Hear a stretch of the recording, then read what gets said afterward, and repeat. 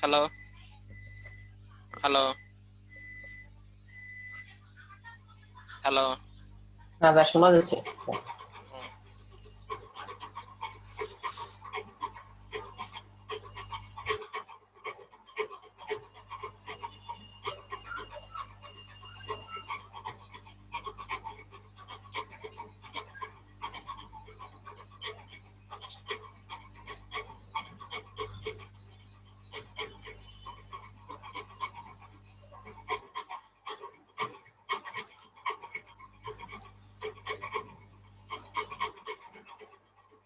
ওকে, কিছু এসডব্লিউ ছিল, এসডব্লিউ গুলো করছো?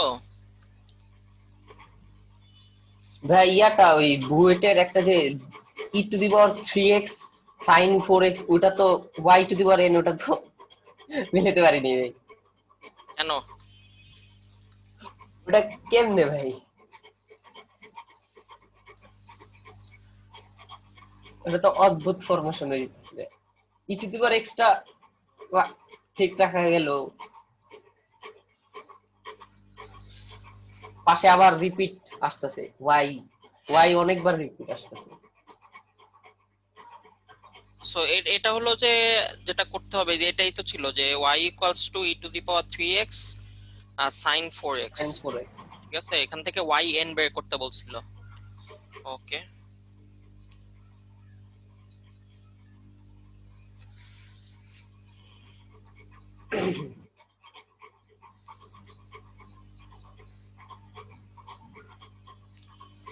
তাহলে এখান থেকে আমরা এসডব্লিউ গুলো দেখি। তাহলে আমাদের y ইকুয়ালস টু ছিল e⁻,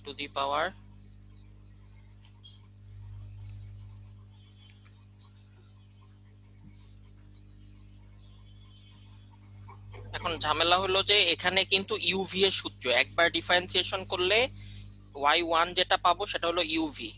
তাহলে আমরা ই টু দি পাওয়ার কে করলে আমাদের এখানে আসবে 3 e⁻³ sin 4x। আবার e⁻x কে রেখে e⁻³ কে রেখে sin কে ডিফারেন্সিয়েশন করলে আসবে 4 cos 4x। ঠিক আছে, তার মানে হলো যে আমার y ছিল একটা, কিন্তু সেখান থেকে ডিফারেন্সিয়েশন করাতে আমার এখানে রাশি চলে আসছে দুইটা। সো একটা থেকে দুইটা ইউভি। এখন দেখো, এটাকে যখন আমি আরেকবার ডিফারেন্সিয়েশন করব, y2 করতে যাব, y2 করতে গেলে দেখা যাবে যে এইখান থেকে আবার আসবে কয়টা বলো তো? দুইটা। দুইটা রাশি। আবার এখান থেকে আবার ডিফারেন্সিয়েশন করলে ইউভি এর মাধ্যমে এখান থেকে আবার দুইটা আসবে। তার মানে সেক্ষেত্রে আমার মোট আসবে চারটা। একইভাবে আমি যখন y3 করব তখন আমার মোট আসবে কয়টা বলো তো? আবার এখান থেকে দুইটা, এখান থেকে দুইটা, এভাবে করতে করতে দেখা যাবে যে তখন হয়ে যাবে আটটা। সো এইভাবে যদি বাড়তে থাকে তখন তো আমি কমন কিছুই পাবো না। সো কমন যেহেতু আমি কিছুই পাবো না, তার মানে সেক্ষেত্রে আমরা এটাকে yn বানাইতে পারবো না তখন। ঠিক আছে, সো যেটা করতে হবে সেটা হলো যে আমাদের এই প্রথমেই যখন আমার একটা থেকে দুইটা নিয়ে চলে আসছে, তখন এই দুইটাকে আবার একটা বানায় ফেলতে হবে। ঠিক আছে, এই দুইটাকে আবার একটা বানায় ফেলতে হবে। সো এই দুইটাকে একটা বানাবো কিভাবে, সেটার জন্য আমরা ওই ত্রিকোণমিতি একটা সিস্টেম ফলো করব। আমরা দুই জায়গা থেকে e⁻³ কমন নিয়ে ফেললাম। কমন নিলে আমার আসতেছে এখানে 3 sin 4x, আর এখানে আসতেছে 4 cos 4x। তখন আমরা এই যে সহগ দুইটা, এই সহগ দুইটার বর্গের যোগফলের √, এটা দ্বারা আমরা ভাগ করব। ত্রিকোণমিতির নিয়মে। হ্যাঁ, ত্রিকোণমিতি সেকেন্ড সেকেন্ড পেপারে এরকম একটা নিয়ম ছিল, ওই যে ত্রিকোণমিতিক সমাধান ওই চ্যাপ্টারে। সো আমরা এই দুইটা স্কয়ারের যোগফলের √, দিয়ে ভাগ করব। তার মানে তখন হবে 3/√3² + 4² এখানে আসবে sin 4x। আর এখানে আসবে 4/√3² + 4², এখানে আসবে আমাদের cos 4x। আমি যেহেতু এখানে ভাগ দিছি, তার মানে এই জিনিসটা সামনে কিভাবে থাকতে হবে?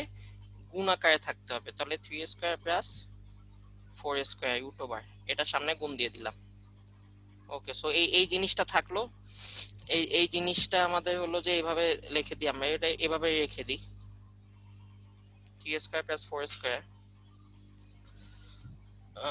e⁻³ থাকলো।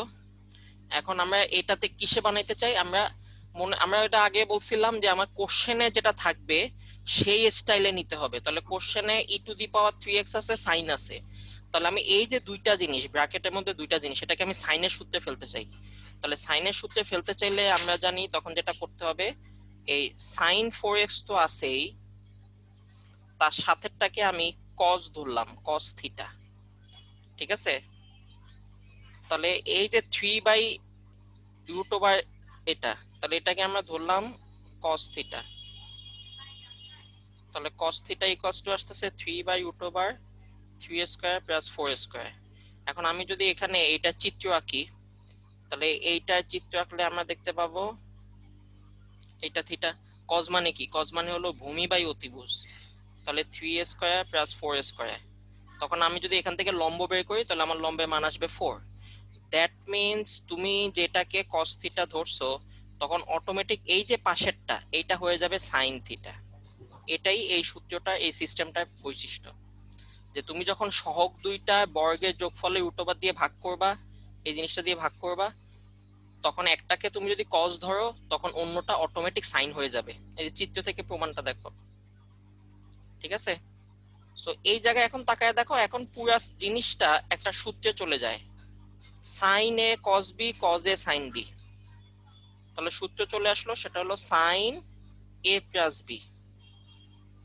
এই যে, তাহলে আমি এটা পেয়ে গেলাম y1 এর মান। এবং তাকায় দেখো এখানে কিন্তু রাশি চলে আসছে একটাই চলে আসছে। সো আমাদের যে প্রবলেমটা ছিল সেটা হলো যে একটা থেকে আমি ইউভি এর সূত্র ফেললে দুইটা চলে আসতেছিল, সো এই দুইটা এখন আর আসবে না, এখন আমাদের এখানে একটাই চলে আসছে। সো আমি দেখবো যে এখন কি কি সেম জিনিস আছে। তাহলে আমি দেখতে পাচ্ছি যে ভাইয়া আমার এখানে e⁻3x ছিল, এখানেও আমার e⁻3x আছে। এখানে সাইন 4x ছিল, এখানেও আমার সাইন 4x আছে। তাহলে কোন জিনিসটা বেশি আসছে? একটা থিটা বেশি আসছে, আর এই সহগটা বেশি আসছে। এবং এই সহগটা আমরা এরকম ধরতে পারি যে এটা পাওয়ার হলো 1, তার মানে এই পাওয়ারটা 1 বেশি আসছে। দ্যাট মিনস আমি যখন y1 করছি, তখন আমি দেখতে পেলাম একটা থিটা বেশি আসছে আর একটা সহগ বেশি আসছে। তাহলে একইভাবে তুমি যদি আবার কাজ করলে তুমি দেখতে পারবা যে y2 যখন করবা, তখন তোমার এইরকম আরেকটা সহগ আসবে, তার মানে তখন এটা হয়ে যাবে 2। স্কোয়ার হবে। হ্যাঁ, আর জি এখানে ভাই তখন আসছিল। দেখবা যে হ্যাঁ আরেকটা থিটা চলে আসবে, তার মানে এখানে তখন হয়ে যাবে 2 থিটা। তাহলে এইটার পরে আমি যদি এখন আবার এখানে আরেকবার ডিফারেন্সিয়েশন করি, তখন আমরা দেখব যে এখানে আমার এই সহগটা আরো একবার আসবে, তাহলে এটা হবে 3। একইভাবে এখানে আমার আরো একটা থিটা চলে আসবে, তাহলে 4x প্লাস 3 থিটা। সো আমি তখন প্যাটার্ন বুঝেই গেছি। সো আমি এখন এখান থেকে ধুমধাম yn লিখে দিতে পারবো, যে তাহলে yn হবে যে √/, এরকম সহগটা থাকবে সামনে। এবং এটা মিলানোর জন্য বলছিলাম এই যে এখানে যে সংখ্যাটা আছে সেটার সাথে মিলাইতে। তাহলে এখানে তাকায় দেখো, এখানে যখন 3 তখন আমার পাওয়ারও 3, আবার এখানে 3 থিটা। আবার এখানে যখন 2 তখন আমার পাওয়ারও 2, আবার এখানে 2 থিটা। তাহলে আমার এখানে যখন হবে n, তখন আমার পাওয়ার হবে n। e⁻3x কমন থাকবে, সাইন 4x থাকবে, আর এখানে একটা n থিটা চলে আসবে। তাহলে এটাই হলো আমাদের yn এর সূত্র চলে আসলো। কি বুঝতে পারছি? জি ভাই। জি ভাই। ভাই এখানে সাইন অথবা কস থাকলে তো আমরা সাইন এ প্লাস বি অথবা কজ এ প্লাস বি এইসব সূত্র দিয়ে করে দিতে পারবো, কিন্তু যদি ট্যান থাকে তখন কি করব? হ্যাঁ, 10 থাকলে তো আমার সেম থাকতেছে না। তখন কি করব? তখন তো আমি এই ফর্মুলায় আনতে পারবো না। না, তখন আমরা এই ফর্মুলা আনতে পারবো না। আচ্ছা, এখানে একটু শেষ করে নিই। এখানে থিটার পরিচয় দিতে হবে। আর মনে রাখো, যে কোনো থিটার পরিচয় ট্যান ইনভার্স দিয়ে দেওয়া ভালো। তাহলে চিত্রের ট্যান ইনভার্স কত আছে বলো তো? 4/3। ঠিক আছে, তুমি কস দিয়েও দিতে পারো, সাইন দিয়ে দিতে পারো, তাহলে থিটার পরিচয় ট্যান দিয়ে দেওয়া ভালো। ওকে। ও কোশ্চেন করলো যে ভাইয়া এটা তো একটা সিম্পল একটা ফরম্যাটে চলে আসছে, মিলে গেছে। এখন আমার যদি না মিলে, ধরো এরকম চলে আসলো যে e⁻2x আছে, এখানে তো tan x না, tan x অথবা আমরা ধরলাম, ধরো এখানে আমরা ln x ধরি, না ln না দিই, সিম্পল একটা ধরো, ধরো a⁻x আছে। হ্যাঁ, এখন কথা হলো যে এটাকে যখন আমি একবার ডিফারেন্সিয়েশন করব, তাহলে একবার e to the power 2x কে রেখে দিলাম a to the power x ln এ, আবার e to the power x কে রেখে দিলাম 2 e to the power 2x। কারণ তুমি এই জিনিসটাকে কিছুই করতে পারবে না। এখান থেকে তুমি কি করবে, এখান থেকে তুমি যদি e to the power 2x আর e to the power x common নাও, আসতেছে এটা, হ্যাঁ।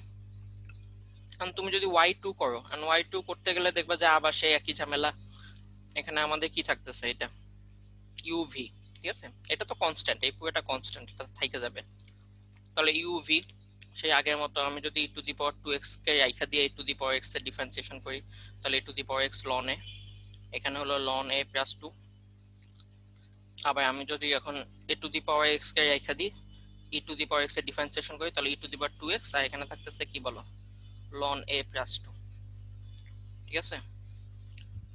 তাহলে এখান থেকে কিছু কমন যাচ্ছে,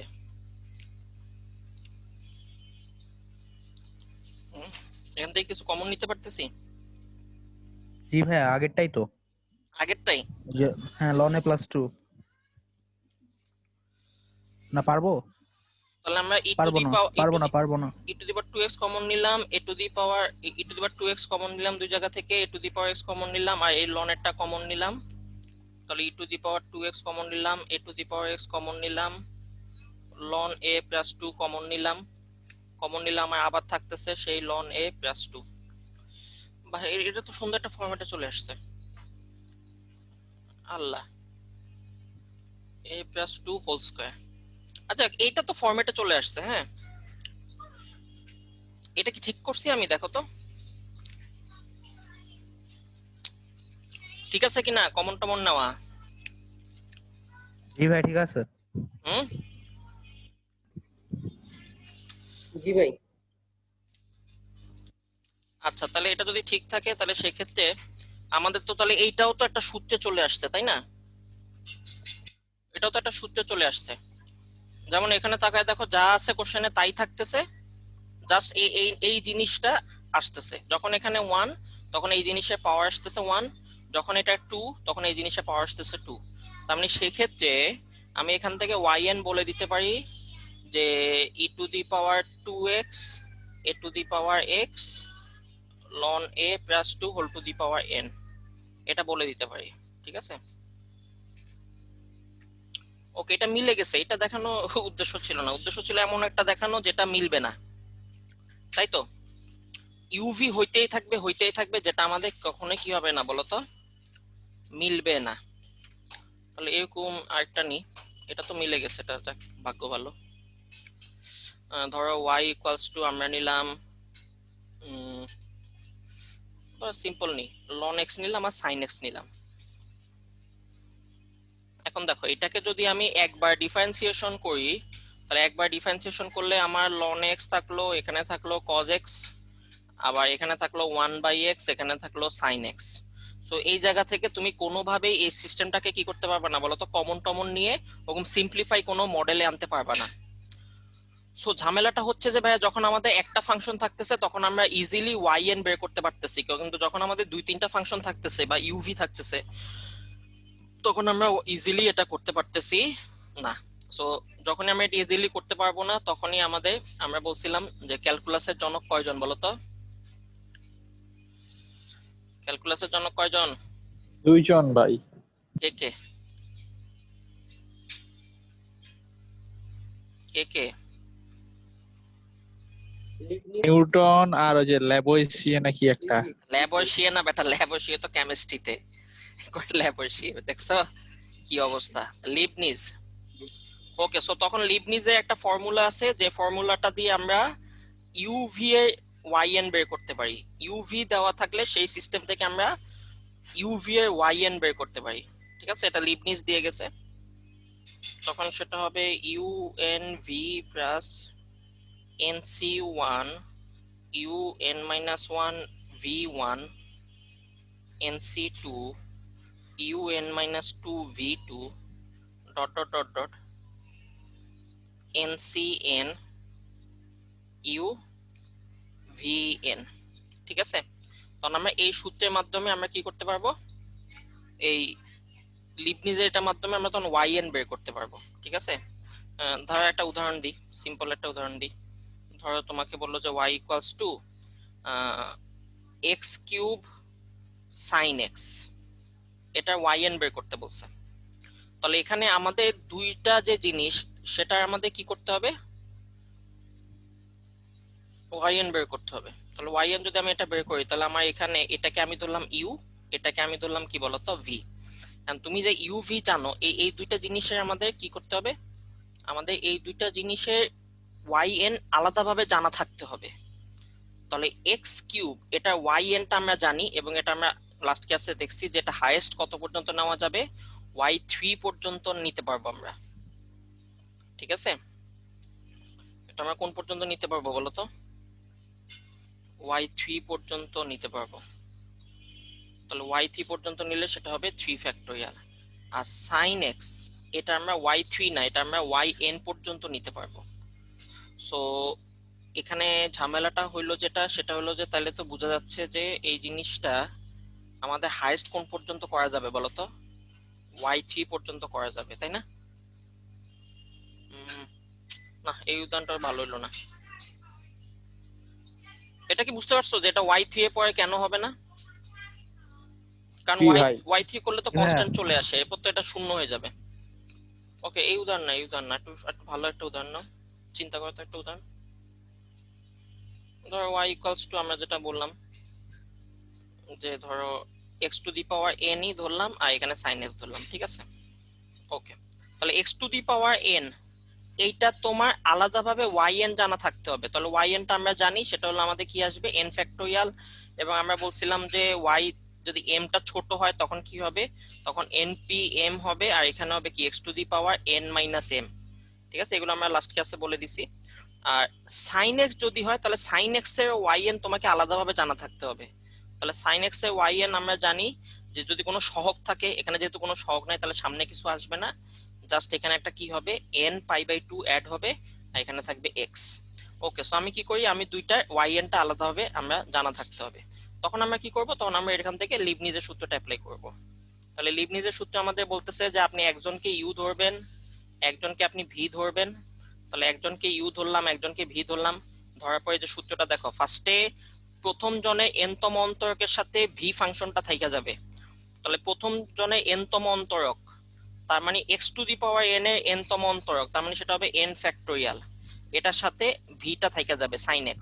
ওকে, প্লাস nc1, তাহলে এখানে হবে nc1, তারপর হবে un-1, তার মানে ওইটা আগেরটা, তার মানে ইউ কে এখন n-1 তম ডিফারেন্সিয়েশন করতে হবে।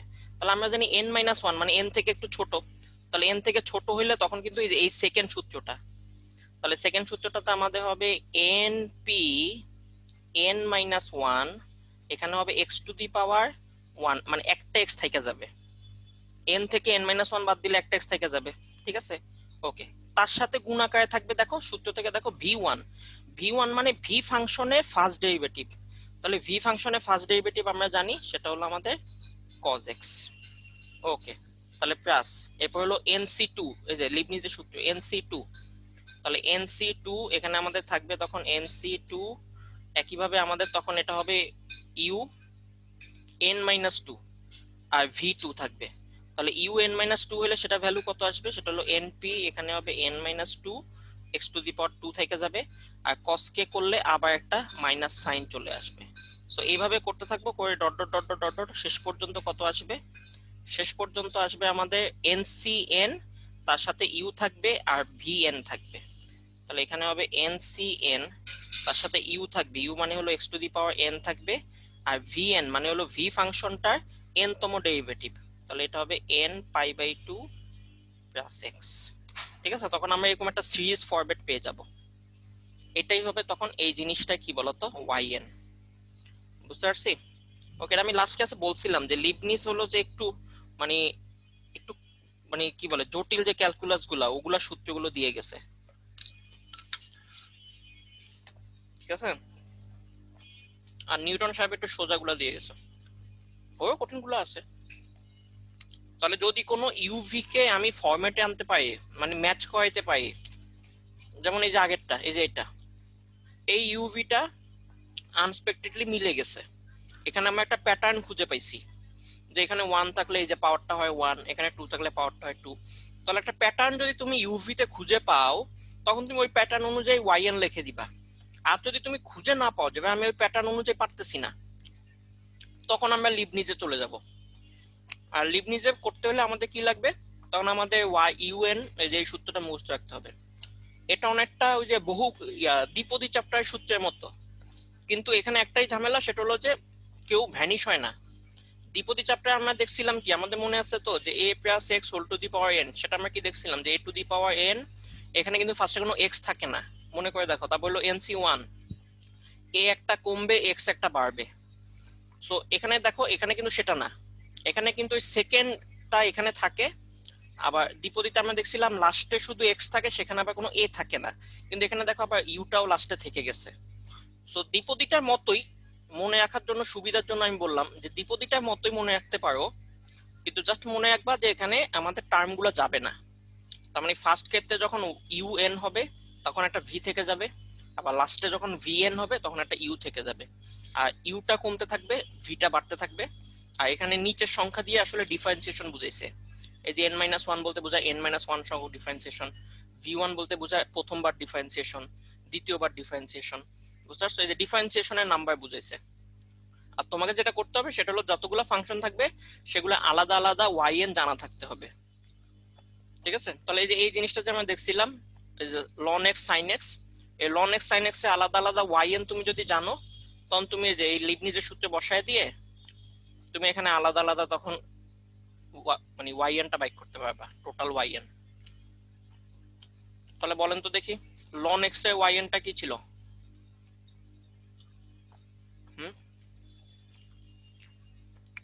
বলো হৃদয় সাহেব, বলো ভাই ln x এর ওয়াইএন কি ছিল? এগুলো মুখস্থ করতে বলছি না, -1 two the power n-1, n-1 এর ফ্যাক্টোরিয়াল, আর এখানে হবে x to the power -n। আর sin x টা তো আমরা জানি যে sin x এর yn ছিল আমাদের sin n π/2 প্লাস x। ওকে, সো আমি যদি এখন এখান থেকে yn বের করতে চাই, লিবনিজ অনুযায়ী করতে হবে, কারণ এটা কোনো প্যাটার্ন আসতেছে না। তাহলে ফার্স্টে হলো আমি এটাকে ইউ ধরলাম, এটাকে ভি ধরলাম, ধরে আমি এখন yn বসাই দিব। তাহলে ln x এর yn, এখানে un বসবে মানে yn ই বসবে। তাহলে ln x এ করলে আসবে -1 two the power n-1, n-1 এর factorial x to the power -n, তখন sin x টা পাশে থাইকা যাবে। ওকে, তারপর হলো সেকেন্ড টার্ম, এই লিবনিজের সেকেন্ড টার্ম nc1, তাহলে এখানে হবে nc1।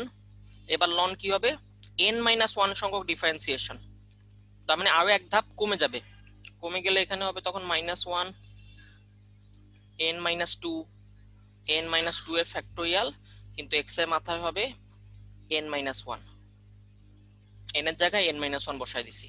আর sin x এর ফার্স্ট ডেরিভেটিভ, তাহলে sin x এর ফার্স্ট ডেরিভেটিভ হলো cos x। ঠিক আছে, সো এইভাবে আগাইতে থাকবে, এইভাবে আগাইতে আগাইতে শেষ পর্যন্ত হবে ncn, ওই ln x টা থাইকা যাবে u, এই যে লাস্টে যেটা, লাস্টে লিবনিজের লাস্টে যেটা, এই যে ইউটা থাইকা যাবে, আর vn, এই vn মানে হলো sin x এর n তম ডেরিভেটিভটা বসে যাবে n π/2x। তাহলে এই পুরো জিনিসটা হবে তখন আমাদের yn। তখন এরকম সিম্পল কোনো yn পাবো না, তখন এরকম একটা সিরিজ আসবে। বুঝতে পারছি? সো এগুলো নিয়ে এত টেনশনে কিছু নাই, ইতিহাসে আজ পর্যন্ত এরকম আসে নাই যে এরকম yn দিছে কিন্তু ইউভি দিয়ে করছে মিলে নাই। ঠিক আছে, এরকম কোনো অঙ্ক আসে নাই আজ পর্যন্ত। ঠিক আছে, তো যারা উৎসাহী তারা শিখে রাখতে পারো। সো এই ফরম্যাটটা তখন ইউজ করতে হয়, সেটা হলো লিবনিজ ফরম্যাট। আর না শিখলেও সমস্যা নেই, তোমরা ইঞ্জিনিয়ারিং এ চান্স পাইলে তোমাদের ফার্স্ট ইয়ারে শেখানো হবে। ঠিক আছে, বুয়েটে ফার্স্ট ইয়ার বা কুয়েট চুয়েটে সব জায়গায় ফার্স্ট ইয়ার ক্যালকুলাসে এগুলো শেখানো হবে আবার। ঠিক আছে, তখন তোমরা এগুলো ডিটেইলস আরো পড়বা। ওকে, আরেকটা এসডব্লিউ ছিল,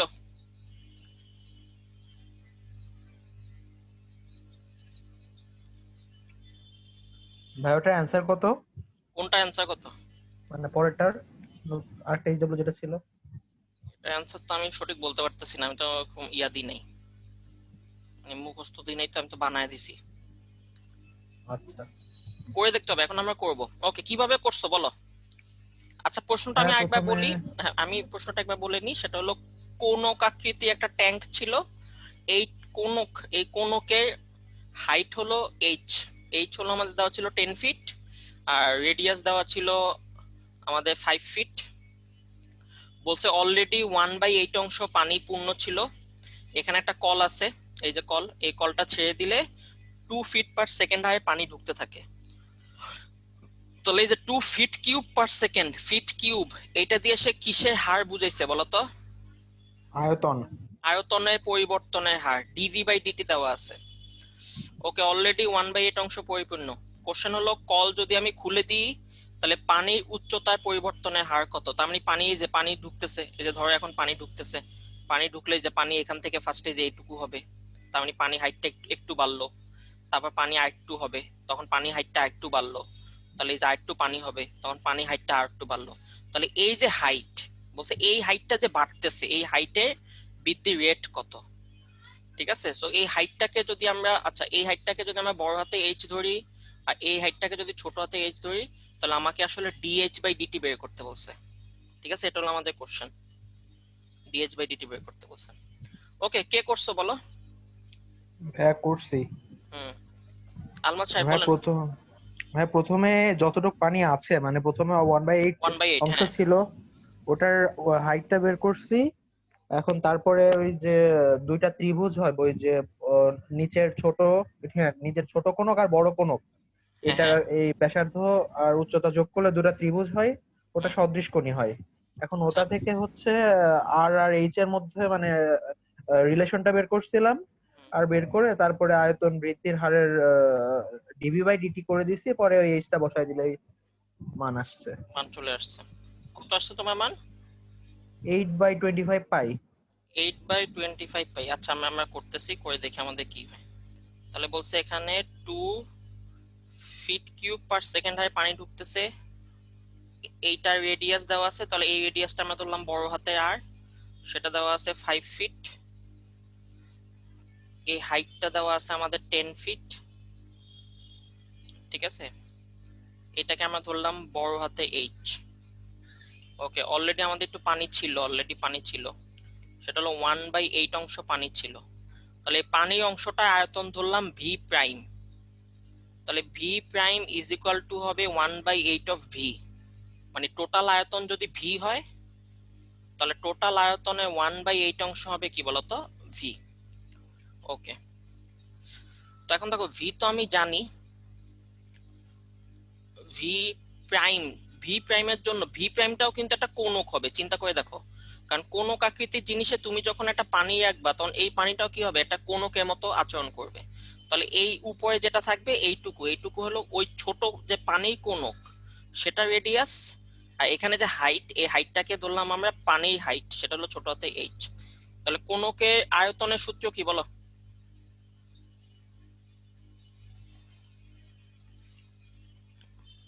1/3 পাই আর স্কয়ার এইচ। 1/3 পাই আর স্কয়ার এইচ, এটা হলো ছোটটা। তাহলে ছোটটা ইকুয়ালস টু হবে 1/8 অফ বড়টা। তাহলে 1/8 অফ বড়টা হলো পাই আর স্কয়ার, আর মানে হলো 5 স্কয়ার, এইচ মানে হলো 10। এই যে হাইট দেওয়া আছে, রেডিয়াস দেওয়া আছে বড়টা। ওকে, সো 1/3 পাই চলে গেল। তাহলে এখান থেকে আমার চলে আসলো আর স্কয়ার এইচ ইকুয়ালস টু কত, সেটা এটা দিয়ে কাটাকাটি করলে 4, এখানে আসে একটা কি বলতো 5। তাহলে 5 5 25, 125/4। তারপর এখান থেকে কি বের করছো বললা? হ্যাঁ আগে আমি আর এই ছোট আর বড়, মানে ছোট আর ছোট আর ছোট এইচ এর মধ্যে রিলেশন বের করছিলাম। এখান থেকে, আর ছোট এইচ এর মধ্যে রিলেশন বের করছিলাম। না, ওই যে ত্রিভুজ আঁকছিলাম, ও ত্রিভুজ ওই যে এই, উচ্চতাটাকে পুরোটা যোগ করছিলাম। আচ্ছা তার মানে এই ডাটাটা ইউজ করো নাই।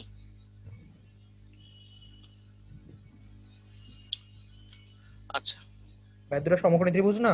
হ্যাঁ, আমি যদি এই যে এটার সাথে এটা যোগ করে দিই, এই যে এখানে যদি আমি যোগ করে দিই, তাহলে যোগ করে দিলে আমার এই যে ত্রিভুজটা চলে আসে এখানে, হ্যাঁ। তাহলে এই ত্রিভুজটাকে আমি আবার একটু সুন্দর করে এই নিচে আঁকতে চাচ্ছি। তাহলে এই যে আমার এরকম একটা ত্রিভুজ চলে আসে, ঠিক আছে।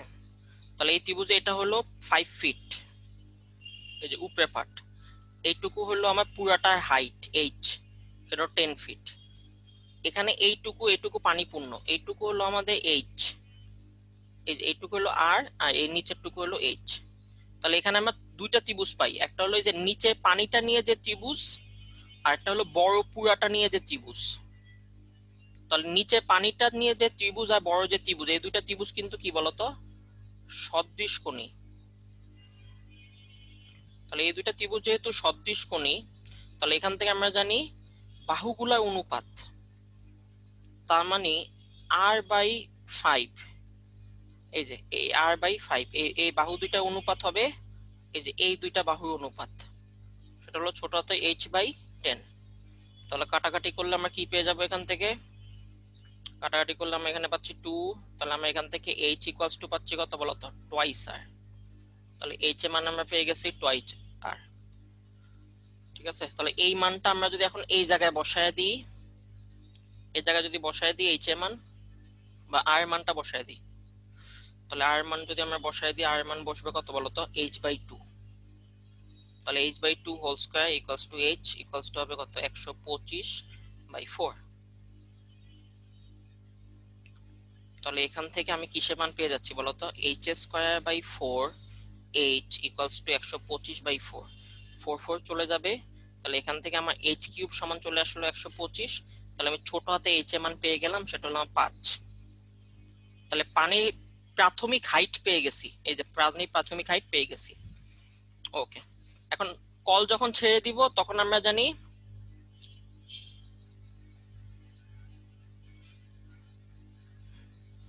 কল যখন আমরা ছেড়ে দিব তখন আমরা জানি সেটা আয়তনে পরিবর্তন হবে। এই যে 2 ফিট কিউব পার সেকেন্ড হারে যে পানি ঢুকতেছে, 2 ফিট কিউব পার সেকেন্ড হারে পানি ঢুকতেছে, সেটা কিন্তু আয়তনে পরিবর্তন। এবং এটা কোন আয়তনটার পরিবর্তন সেটা একটু খেয়াল করো। 2 ফিট কিউব পার সেকেন্ডে যে পানি ঢুকবে সেটা কিন্তু এই অলরেডি যে পানিটা ছিল, তার মানে এই যে ছোট যে কোণক, এই ছোট কোণকটা আয়তনে পরিবর্তন হবে, বড় কোণকটা না। কিন্তু পানিপূর্ণ অংশে আয়তনে পরিবর্তন হবে যখন তুমি কল ছেড়ে দিবা, তার মানে পানি যখন ঢোকা শুরু করবে। তার মানে এখানে যে ভি হবে সেটা হবে 1/3 পাই r² h, এটা হবে তখন। বুঝতে পারছো, এই আয়তনটা আসলে ভি প্রাইম হবে, ভি প্রাইম। তার মানে এই যে কল খুলে দিলে ভি প্রাইমে পরিবর্তন হবে। ওকে, এখন এখান থেকে তাকায় দেখো আমি টি এর সাপেক্ষে আমার চলক চলে আসছে দুইটা। সো দুই চলক আসলে তো ঝামেলা, আমাদের এটা এক চলকে আনতে হবে এবং আমাদের এইচ এর পরিবর্তনটা বের করতে হবে। সো অ্যাজ ইউজুয়াল আমি এখান থেকে আর কে ভ্যানিশ করে দিব। আর কে ভ্যানিশ করার জন্য অলরেডি আমরা একটা লিংক পেয়ে গেছি, সেটা হলো h equals two twice r। এই জিনিসটা আমরা ইউজ করব। তাহলে d/dt 1/3 পাই r² হবে তখন বলো h²/4, ওই যে r equals to twice r, ওইখান থেকে মান বের করে এখানে বসায় দিছি। তাহলে আমার ফাইনালি এখান থেকে চলে আসতেছে d/dt 1/12 pi h³ equals to 2। এখন আমি যদি এইটাকে ডিফারেন্সিয়েশন করি, তাহলে 1/12 পাই থাকবে, h³ কে ডিফারেন্সিয়েশন করলে 3h², কিন্তু আমি তো t এর সাপেক্ষে ডিফারেন্সিয়েশন করতেছি, তাহলে dh/dt টা থেকে যাবে ইকুয়ালস টু হবে 2। এখন তুমি এখানে যদি মানটা বসায় দাও, দেখো h এর মান কিন্তু অলরেডি আমি বাইক করছি, এই যে দেখো h এর মান কিন্তু অলরেডি বাইক করছি, h এর মান হলো 5। সো সেই h এর মান যদি আমরা এখানে বসায় দিই তখনই আমরা dh/dt টা পেয়ে যাব। তাহলে আমাদের dh/dt আসতেছে 2 × 12 পাই ইনটু 3h²। তাহলে h এর মান হলো 5, তাহলে 3 5²। তাহলে হিসাব করলে এখন আমাদের অ্যানসার চলে আসতেছে 24। আচ্ছা না, কাটাকাটি যায় তো, 3 দিয়ে কাটা গেলে এখানে থাকে 4, তাহলে 4 × 8 8 তো কাটা যায় না। ওকে, তাহলে এখানে কত থাকতেছে,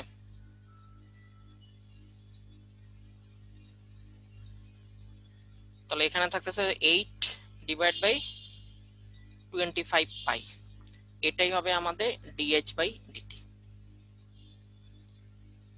এটাই অ্যানসার। ওকে, ঠিক আছে কিনা, বুঝতে পারছি কিনা, কার কোনো কোশ্চেন? এটাই তো অ্যানসার ছিল আলমত সাহেব। জি ভাইয়া। ওকে। ওকে, ক্লাস শেষ হওয়ার আগে ক্লাসতে চলে যাও কেন তোমরা? এই কত ক্লাসের একটা টপিক শেষ করতে পারি নাই পরে।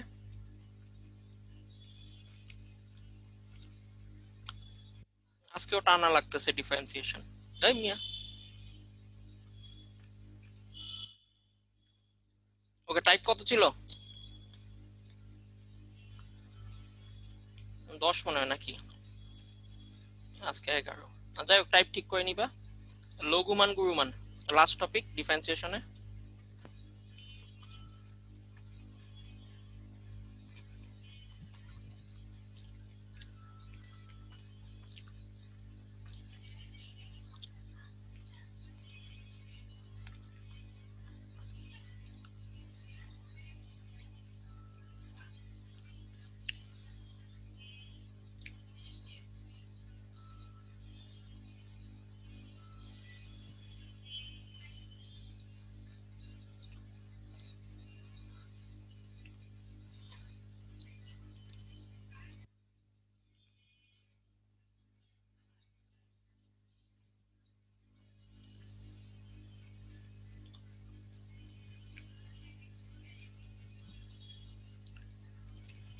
ওকে, একটা ফাংশনে হাইয়েস্ট ভ্যালু আর লোয়েস্ট ভ্যালু আমাদের যদি কখনো বের করতে বলে, তখন সেক্ষেত্রে আমরা এই প্রসেসে বের করতে পারি। এখন লঘুমান গুরুমান দিয়ে সবসময় বের করতে হবে এমন কোনো কথা নাই, কিন্তু এটা একটা স্ট্যান্ডার্ড প্রসেস যেটা সবগুলো ফাংশনের জন্যই কাজ করে। ঠিক আছে, যেমন বহুপদী চ্যাপ্টার থেকে কিছু কোশ্চেন আসে। বহুপদী চ্যাপ্টার যেমন তোমাকে বলতে পারে যে ভাইয়া এই এরকম বলে দিল যে x square minus 4x plus 7, বলা হলো যে এই 80টার লোয়েস্ট মান কত, এ সর্বনিম্ন মান কত, এরকম কোশ্চেন আসে। ঠিক আছে, তখন তোমরা অবাক হয়ে যাও যে এটা কেমনে বাইক করে, এটা কি অঙ্ক। তাহলে সর্বনিম্ন মান মানেই কিন্তু কি মান বলতো? লোয়েস্ট মান। লোয়েস্ট মান মানে কি বলতো? লঘু মান। তার মানে এখানে আমার এই জিনিসটার লঘু মান বের করতে বলছে। সো বহুপদী চ্যাপ্টারে যখন এই অঙ্কটা করানো হয় তখন কিভাবে করানো হয়? তখন ভাইয়া এটাকে ফার্স্টে হোল স্কয়ার বানানো হয়, এখানে একটা 4 দিয়ে এখানে একটা 3 দেওয়া হয়। তখন এখানে আমরা লিখতে পারি x-2 হোল স্কয়ার প্লাস 0। তখন আমরা জানি যে এখানে আমাদের চলকের অংশ কতটুক, চলকের অংশ হলো এইটুকু। তাহলে এটা একটা যেহেতু স্কয়ার, তাহলে আমরা জানি যে কোনো স্কয়ারের সবচেয়ে লোয়েস্ট ভ্যালু কি হইতে পারে? 0 হইতে পারে। তাহলে এই স্কয়ারটার সবচেয়ে লোয়েস্ট ভ্যালু মানে x এর তুমি যেই মানই বসাও না কেন, তাহলে এই পুরো হোল স্কয়ারটার সবচেয়ে লোয়েস্ট মান হবে 0। আর লোয়েস্ট মান যদি 0 হয় তখন টোটাল জিনিসটার আমরা লোয়েস্ট ভ্যালু পাচ্ছি কত বলতো? 3 পাচ্ছি। ঠিক আছে, তখন এইভাবে করা হয়। সো এটা একটা প্রসেস, কোনো সমস্যা নেই, এভাবেও করা যায়। আর আমরা যেটা শিখতেছি লঘুমান গুরুমান, সেটা সবার জন্য কাজ করে। তাহলে সেটার প্রসেস কি ভাইয়া? সেটার প্রসেস হলো তুমি ফার্স্টে যে ফাংশনটা পাবা এফএক্স, এই দেখো আমি একটা ফ্লো চার্ট লিখে দিছি কিভাবে করে। তাহলে এফএক্স যখন পাবা, এই এফএক্সটাকে তুমি একবার ডিফারেন্সিয়েশন করে 0 ধরবা। 0 ধরলে সেখান থেকে তোমার এক্স এর মান আসবে। তুমি এফ প্রাইম এক্স কে আবার ডিফারেন্সিয়েশন করে সেকেন্ড ডেরিভেটিভ বের করবা। সেখানে তুমি এই এক্স এর মানটা বসায় দিবা। এখন মান বসায় তুমি দেখবা যে এক্স এর মানটা কি, এফ ডাবল প্রাইম এর মান কি আসতেছে। যদি এফ ডাবল প্রাইম এর মান 0 থেকে ছোট হয়, তখন যেই এক্স এর জন্য 0 থেকে ছোট হইছে সেই এক্সটা তুমি এফ এক্স এ বসায় দিলে গুরুমান আসবে, মানে হাইয়েস্ট মান আসবে। আবার যদি এক্স এর মান বসায় দেখো যে এফ ডাবল প্রাইম এর মান 0 থেকে বড় আসছে, তাহলে 0 থেকে যদি বড় আসে তাহলে সেই ক্ষেত্রে ওই যে এক্স, সেই এক্স এর মানটা এফ এক্স এ বসাইতে হবে। এফ এক্স এ বসাইলে যেটা পাবো সেটা হবে আমাদের কি বলতো? লঘু মান। বুঝতে পারছি?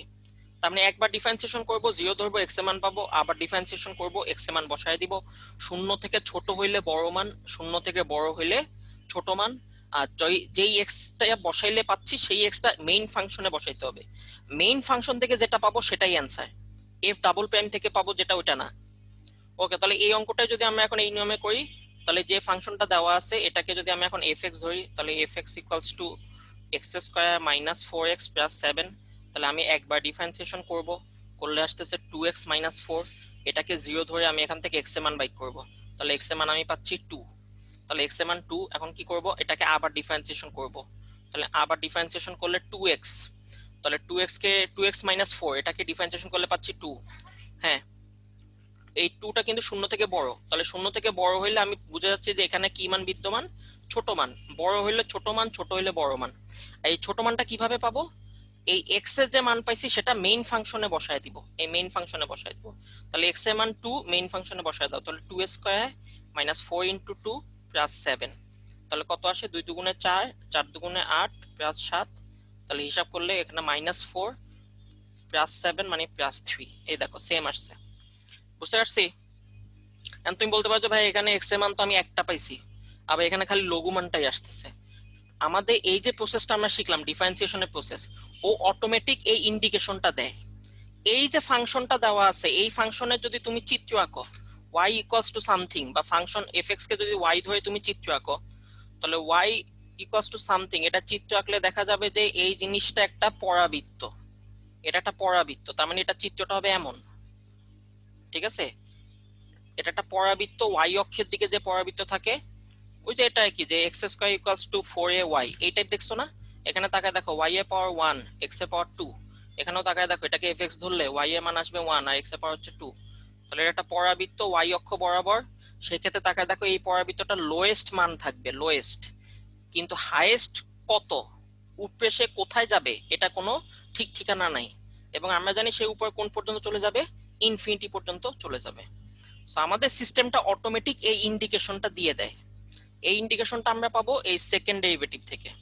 দেখো সেকেন্ড ডেরিভেটিভ পজিটিভ আসছে, তার মানে লঘু মানটাই থাকবে, এই ফাংশনটা কোনো কি থাকবে না, গুরু মান থাকবে না।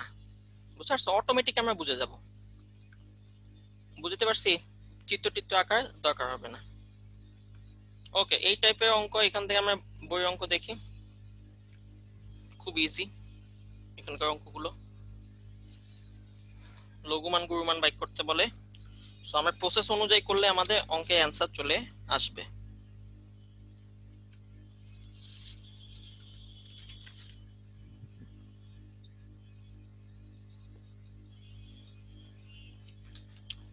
ওকে, সুন্দর একটা দেখি।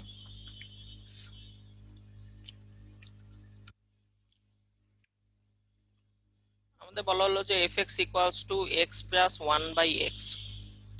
সো ফাংশন যেটা থাকুক সেটা যখন লঘুমান গুরুমান বের করতে বলবে, তখন আমরা যেটা করব, আমরা প্রথমে যেটা করব সেটা হলো একবার ডিফারেন্সিয়েশন করে ফেলবো। একবার ডিফারেন্সিয়েশন করলে 1 আর এটা আসবে মাইনাস 1/x²। তারপর সেটাকে আমরা 0 ধরবো, 0 ধরে সেখান থেকে আমরা x এর মান বের করব। তাহলে এখান থেকে আমি যদি x এর মান বের করি তাহলে আমার আসবে এখানে 1 equals to 1/x², that means x² equals to 1, that means x equals to plus minus 1, দুইটা মান পাইছি। ওকে, সো তখন কি করব, আমরা এই জিনিসটাকে আবার ডিফারেন্সিয়েশন করব, f প্রাইম কে আবার ডিফারেন্সিয়েশন করব। তাহলে f প্রাইম x কে আবার ডিফারেন্সিয়েশন করলে f ডাবল প্রাইম x। ওকে, এটাই করলে 0, এটাই করলে মাইনাস মাইনাস এখন আবার প্লাস হয়ে যাবে, এটা হবে 2/x³, দ্যাট মিন্স 2/x³ আসতেছে। ওকে, এখন আমি কি করব, x এর যে দুইটা মান এই দুইটা মান বসায় দিব। তাহলে x এর একটা মান হলো +1, +1 যখন আমি বসায় দিব ডাবল প্রাইমে, তাহলে ডাবল প্রাইমে এখানে x³ এ এখানে +1 বসায় দিলে 1³ 2 আসতেছে, 2 হলো পজিটিভ, শূন্য থেকে বড়, তাহলে শূন্য থেকে যদি বড় হয় তার মানে ছোট মান, তাহলে আমরা লঘু মান পাবো। এই লঘু মানটা কই থেকে পাবো, x এর যে মানের জন্য এই জিনিসটা পাইছো সেটা মেইন ফাংশনে বসাইতে হবে। মেইন ফাংশন কোনটা, মেইন ফাংশন হলো fx, এই যে মেইন ফাংশন হলো fx, এই জায়গায় x এর জায়গায় x এর মানটা বসায় দিতে হবে, তার মানে 1 প্লাস 1/1, তার মানে আসতেছে 2, তাহলে আমাদের লঘু মান হলো 2। এখন x এর আরেকটা মান নিয়ে আমরা চেক করব, -1, ডাবল প্রাইমে বসাবো, চেক করার জন্য ডাবল প্রাইমে বসাবো, আর লঘু মান গুরু মান বাইক করার জন্য মেইন ফাংশনে বসাবো। তাহলে আমি পাচ্ছি এখন -2, শূন্য থেকে ছোট, তাহলে শূন্য থেকে ছোট মানে হলো বড় মান পাবো। তাহলে গুরু মান হচ্ছে কত, x এর জায়গায় আমি -1 বসায় দিব, তাহলে x প্লাস 1/x, তাহলে আমার অ্যান্সার আসতেছে -2। ঠিক আছে, এই তো অ্যান্সার শেষ। এর একটা লঘু মান, এটা একটা গুরু মান। ওকে, কোনো প্রশ্ন আছে এখানে?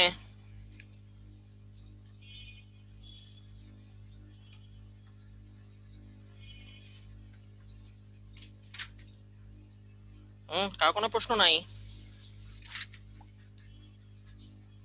না ভাই। দেখছো অবস্থা, এখানে তাকায় দেখো হ্যাঁ, লঘু মানটা বড় আসছে, গুরু মানটা ছোট আসছে, কেন? এটা কি ভাই বুঝাইলো, এটা তো বুঝলাম না। দুইবার ডিফারেন্সিয়েশন করলে মান উল্টায় যায় না, মানে গ্রাফ উল্টায় যায় না, এই জন্য। গ্রাফ উল্টে যায় দেখে কি একটা ফাংশনের সবচেয়ে ছোট মান সবচেয়ে বড় মান থেকেও বেশি? কি কইলে এটা? হুম,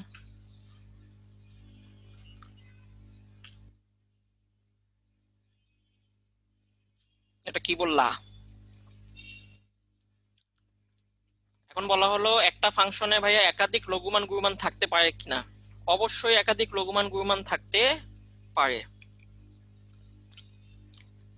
যেমন আমি যদি বলি যে সাইন এক্স, তাহলে y equals to sine x. এখানে তাকায় দেখো এই ফাংশনটা একাধিক লঘুমান গুণমান আছে। এই যে এইগুলা প্রত্যেকটা, এই যে প্রত্যেকটা হলো কি বলো, গুণমান। এই প্রত্যেকটা হলো কি লঘুমান, লোয়েস্ট ভ্যালু। তাহলে সাইন এক্স এর লোয়েস্ট ভ্যালু কত? -1। হাইয়েস্ট ভ্যালু কত? +1। এটার জন্য অঙ্ক করা লাগে না।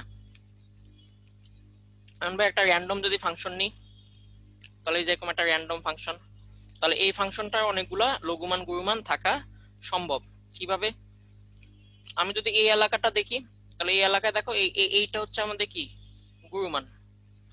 আর এই এলাকার জন্য মানে এই যে এইটুকু এলাকার জন্য এটা হচ্ছে কি বলতো লঘুমান।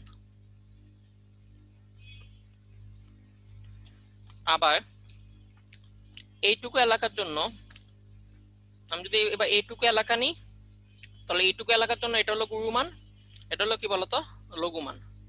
তাহলে দেখো এই এলাকার যে লঘুমান, এই যে লঘুমান, সে কিন্তু অন্য এলাকার গুণমান থেকে উপরে আছে। এই এলাকার গুণমান থেকে উপরে আছে। সো একটা ফাংশনে একটি গুণমান থেকে অন্য একটি লঘুমান বড় হইতেই পারে। বুঝতে পারছি? কেউ যদি তোমাকে জিজ্ঞেস করে যে ভাইয়া এই অঙ্কে এই ঝামেলা হইলো কেন, তখন তুমি বলবা যে একটা ফাংশনে ভাইয়া একাধিক লঘুমান গুণমান থাকতে পারে এবং কোন কোন এলাকার লঘুমান অন্য এলাকার গুণমান থেকে বেশি হইতেই পারে। ঠিক আছে? দেখা গেল তোমার এলাকায় তুমি বস, ঠিক আছে, তুমি ডন, তোমার সবাই ভয় পায়, এই যে তুমি গুরুমান। এখন তুমি ঢাকা শহরে আইছো, ঢাকা শহরে দেখছো যে তোমার কেউ দামও দেয় না। তো ঢাকা শহরের যে সবচেয়ে লোয়েস্ট লঘুমান, অত্তেও তুমি ছোট। বুঝতে পারছো? আবার একইভাবে উল্টাভাবেও বলা যায় যে ধরো সুদানে যে সবচেয়ে ধনী যে ব্যক্তি, সে যখন বাংলাদেশে আসবে, বাংলাদেশে আইসা দেখবে যে ও বাবা, বাংলাদেশে যে সবচেয়ে গরিব ওর অনেক টাকা পয়সা, ঠিক আছে, সুদানের সবচেয়ে ধনী ব্যক্তির থেকেও। বুঝতে পারছো? তাহলে এক এলাকার সবচেয়ে ধনী অন্য এলাকার সবচেয়ে গরিব থেকেও কিন্তু নিচে থাকতে পারে। একই কথা আবার বাংলাদেশ আমেরিকার ক্ষেত্রে প্রযোজ্য।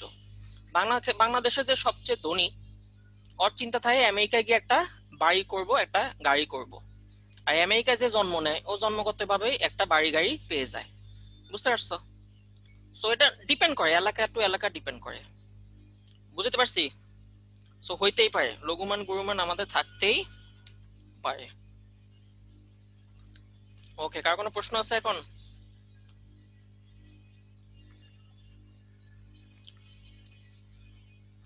প্রশ্ন আছে কিনা?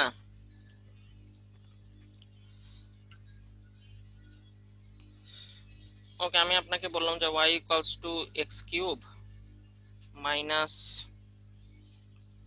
X square plus 24x minus 47 এরকম একটা দিয়ে বললাম যে এটা লঘুমান গুরুমান পাওয়া যাবে কিনা। সো তুমি অ্যাজ ইউজুয়াল বললা যে ভাইয়া y যদি দেওয়া থাকে তাহলে y কে আমরা কি ধরতে পারি, fx ধরতে পারি, বা fx কে y ধরতে পারি, একই কথা। তাহলে আমি যখন একবার ডিফারেন্সিয়েশন করব, তাহলে 3x square minus 2x plus 24, এটাকে আমরা কি ধরবো বলতো? 0 ধরবো। এখন 0 ধরে এটা সমাধান করো তো, যে কোনো একজন ক্যালকুলেটর দিয়ে সমাধান করো। সমাধান করে দেখো x এর ভ্যালু কি আসে।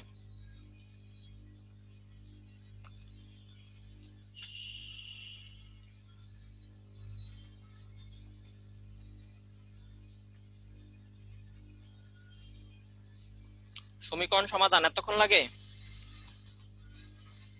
পারো তো ক্যালকুলেটরে করতে?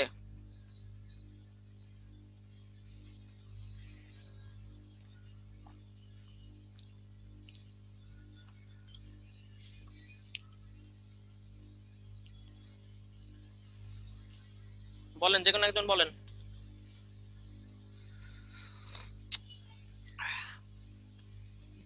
ভাই অবাস্তব মান আসে। কমপ্লেক্স। আরে কমপ্লেক্সটাই বলেন, অ্যানসারটা বলেন, কমপ্লেক্স তো আসবেই। 1/3 প্লাস √71/3i আর বাকিটা হচ্ছে 1/3 minus plus minus, √73 by. So আমি দেখতে পাচ্ছি আমার এখানে একটা জটিল সংখ্যা চলে আসতেছে। সো যদি কখনো আমি দেখতে পাই যে একবার ডিফারেন্সিয়েশন করে 0 করলে আমার এখানে অবাস্তব মান চলে আসতেছে, তখন আমরা বলে দিব যে এই ফাংশনটায় কোনো কি নাই, এই ফাংশনটায় কোনো লঘুমান গুরুমান নেই, এটা বলে দিব। লঘুমান গুরুমান নেই, এটা আমরা বলে দিব। তার মানে ভাই এই ফাংশনটা চিত্র আঁকলে কেমন হবে? এই ফাংশনটা চিত্র আঁকলে সাপোজ, মানে অরিজিনাল চিত্র আঁকতেছি না, ধরো যে এরকম হবে, এই যে এরকম হবে, এই। তার মানে সে নিচে দেখো, নিচে সে যাইতেই থাকবে যাইতেই থাকবে, তার কোনো লোয়েস্ট ভ্যালু থাকবে না, আর উপরে সে উঠতেই থাকবে উঠতেই থাকবে, তার কোনো হাইয়েস্ট ভ্যালুও থাকবে না। বুঝতে পারছো? সো এরকম ফাংশন হইতেই পারে, বুঝতে পারছি? ওকে, সো এটা আমরা বুঝতে পারবো এখানে যদি আমাদের এক্স এর ভ্যালু কখনো কমপ্লেক্স নাম্বার চলে আসে, তখন আমরা বলে দিব লঘুমান গুরুমান নেই। ওকে, আর এক্স এর মান যদি একাধিক আসে কোনো সমস্যা নাই, 3-4টা এক্স এর মান আসলে সমস্যা নাই, কারণ আমরা বলছিলাম যে একই ফাংশনে একাধিক লঘুমান গুরুমান থাকতেই পারে। ওকে ভাই, আমরা এই প্রসেসটা কেন করি, এই প্রসেসটা ব্যাখ্যা।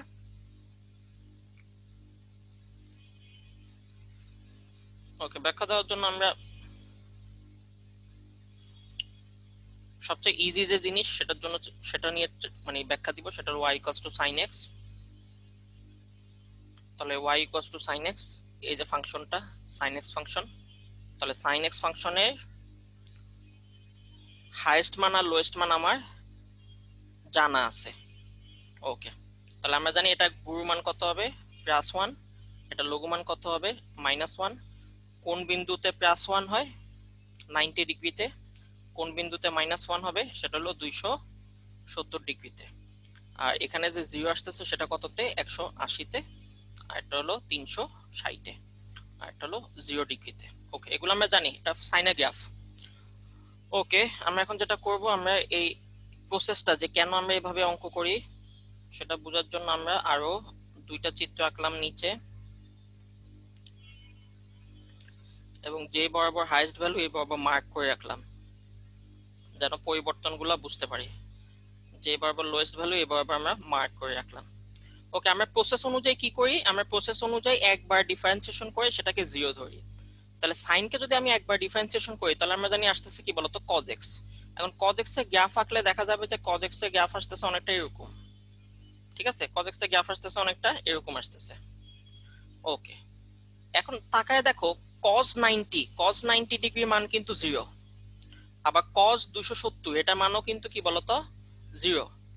তার মানে মেইন ফাংশনটা যেই বিন্দুতে হাইয়েস্ট হচ্ছে আর যেই বিন্দুতে লোয়েস্ট হচ্ছে ওই বিন্দুতেই কিন্তু ফার্স্ট ডেরিভেটিভটা কি আসতেছে, ফার্স্ট ডিফারেন্সিয়েশনটা 0 আসতেছে। এখন তুমি ফার্স্ট ডিফারেন্সিয়েশনকে যদি 0 ধরো তাহলে তুমি ওই বিন্দুগুলাই পাবা যেই বিন্দুতে হাইয়েস্ট মান অথবা লোয়েস্ট মান বিদ্যমান। বুঝতে পারছি? এজন্যই আমরা ফার্স্ট ডিফারেন্সিয়েশনকে 0 ধরে থাকি, ঠিক আছে? তাহলে এখন যদি কেউ তোমাকে বলে যে ধরো একটা অবজেক্টিভ দিল, এগুলো সাস্টে বেশি আসে, এরকম একটা অবজেক্টিভ দিল, অবজেক্টিভ দিয়ে বললো যে এই যে এরকম এরকম এরকম একটা অবজেক্টিভ দিল, দিয়ে বললো যে এইটা আমাদের ফার্স্ট ডিফারেন্সিয়েশনের চিত্র, এটা আমাদের এফ প্রাইম এক্স এর চিত্র।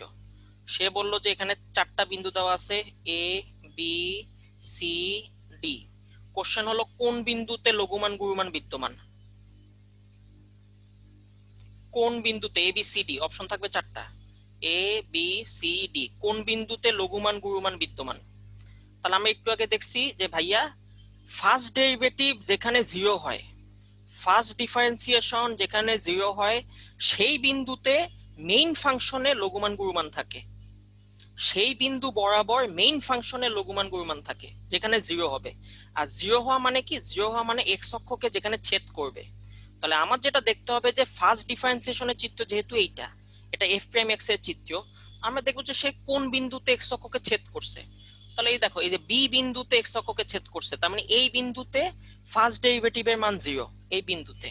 তখন আমরা বলে দিব বি বিন্দুতে লঘুমান গুরুমান আছে, ঠিক আছে? এই যে এই ধরনের কোশ্চেন সাস্টে দেখা যায়। ওকে, কোশ্চেন বুঝা গেছে, এটা অ্যানসার বুঝা গেছে?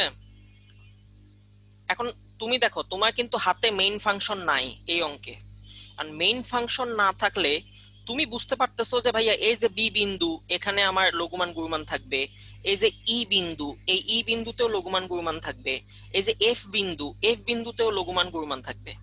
কিন্তু কোন বিন্দুতে লঘুমান কোন বিন্দুতে গুরুমান এটা কিন্তু মেইন ফাংশন না দেখা পর্যন্ত বলা যাচ্ছে না। তাহলে আমরা এইটুকু বুঝতে পারছি যেখানেই ছেদ করবে বা জিরো হবে সেখানে লঘুমান গুরুমান, কিন্তু কোন বিন্দুতে কোনটা এটা কনফার্ম হওয়ার জন্য আমরা তখন কি করি, আমরা আরেকবার ডিফারেন্সিয়েশন করি। তাহলে আমরা আরেকবার ডিফারেন্সিয়েশন করলে আমরা দেখলাম যে cos x কে ডিফারেন্সিয়েশন করলে আসতেছে মাইনাস সাইন এক্স। আর মাইনাস সাইন এক্স মানে কি, মাইনাস সাইন এক্স মানে হলো সাইন এক্স এর চিত্র কিন্তু মাইনাস হইব মানে উল্টায় যাইব। তাহলে উপরে ছিল এটা আর এটা ছিল নিচে, তাহলে এই যে উল্টায় গেছে, এই যে মেইন ফাংশনটাই উল্টায় গেছে।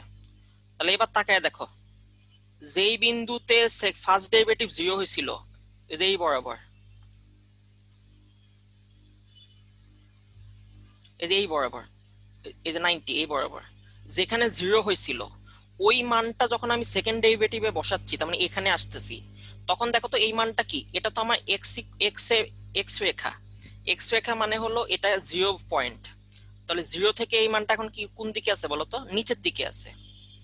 সো যখন যে বিন্দুতে 0 সেই বিন্দুটার জন্য সেকেন্ড ডেরিভেটিভ যখন 0 থেকে ছোট তার মানে নিচের দিকে, তখন তাকায় দেখো মেইন ফাংশনে আমি কি ভ্যালু পাচ্ছি, মেইন ফাংশনে আমি ভ্যালু পাচ্ছি হাইয়েস্ট গুরুমান।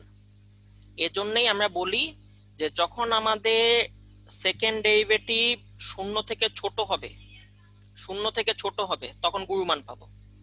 একইভাবে তাকায় দেখো যে বিন্দুতে 0 হইছে ওই বিন্দুর জন্য ফাংশনটা যদি 0 থেকে বড় হয়, এই যে 0 তার থেকে বড় হইছে, তার জন্য দেখো আমি কি মান পাচ্ছি, লঘু মান পাচ্ছি মেইন ফাংশনে।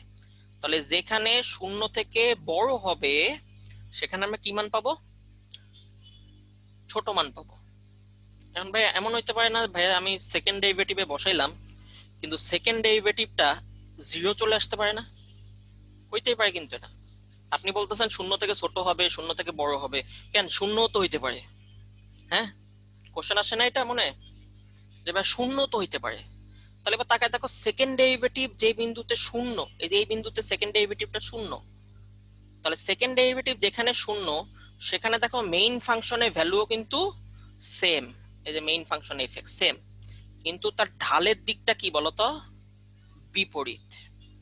তাহলে মনে রাখবা এই ধরনের পয়েন্টগুলোকে বলা হয় যেখানে 0 হয় সেই পয়েন্টগুলোকে বলা হয় স্টেশনারি পয়েন্ট, স্টেশনারি পয়েন্ট বা স্থির বিন্দু, কারণ এখানে ভ্যালুটা কি হয়, স্থির হয় কিন্তু ঢালের দিকটা কি হবে, বিপরীত হবে। বুঝতে পারছো, মেইন ফাংশনের যে ভ্যালু এখানেও সেম ভ্যালু আসবে যদি 0 হয়, এবং এই ভ্যালুটা লঘুমানও হবে না গুরুমানও হবে না, মাঝামাঝি কোনো একটা মান হইতে পারে। ঠিক আছে, তাহলে মানটা কিন্তু মেইন ফাংশনের সাথে মিলে যাবে কিন্তু ঢালের দিকটা বিপরীত হবে যদি কখনো 0 চলে আসে। ঠিক আছে, ওকে। এখন আবার মাঝে মাঝে এই ধরনের কোশ্চেন আসতে পারে, তোমাকে দুইটা চিত্র দিতে পারে, ধরো এই যে এফ প্রাইম এক্স এর চিত্র দিল, সেখান থেকে তো এই ধরনের কোশ্চেন আসতে পারে যে কোন বিন্দুতে লঘুমান গুরুমান আছে। একই বরাবর ভাবে তোমাকে এফ ডাবল প্রাইমেরও চিত্র দিয়ে দিল, ঠিক আছে, একদম বরাবর ধরে যে এফ ডাবল প্রাইম এরকম একটা চিত্র দিয়ে দিল, এরকম একটা ধরো চিত্র দিয়ে দিল, আন্দাজে আঁকলাম, এটা হলো এফ ডাবল প্রাইম এক্স এর চিত্র। সে মেইন ফাংশন দেয় নাই, দিয়ে সে এখান থেকে মার্জিন করে দিল যে এটাই যে এই বিন্দু এই বরাবর,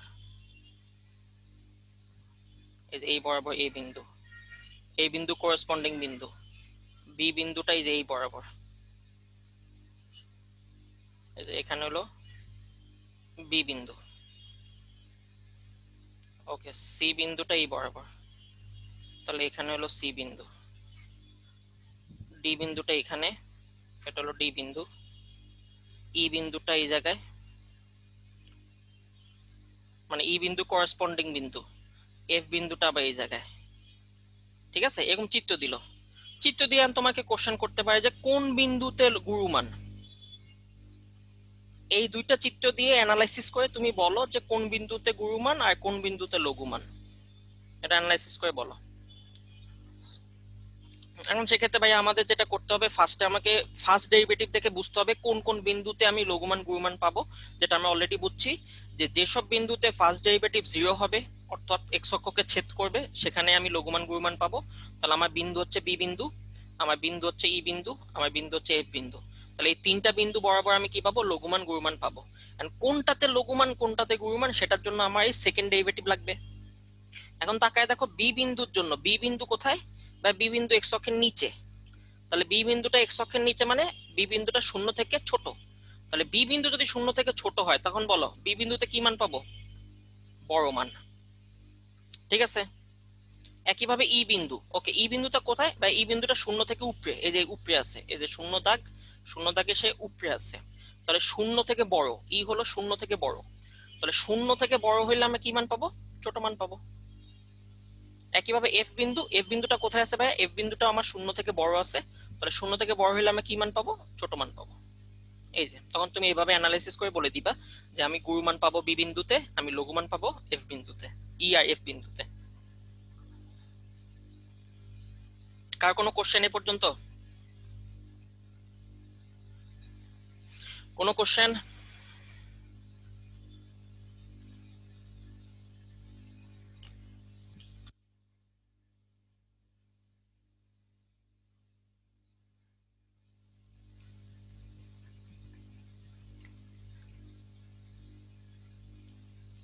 ওকে, আমাদের ডিফারেন্সিয়েশনের লাস্ট টপিক।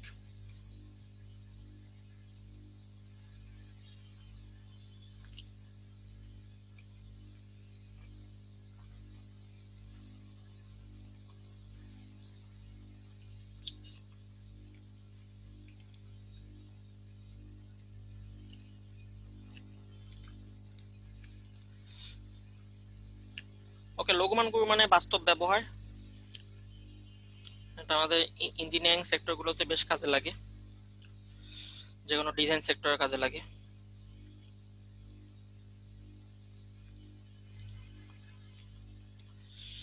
ওকে, কোশ্চেন কোশ্চেন হলো যে ধরো 800 মিটার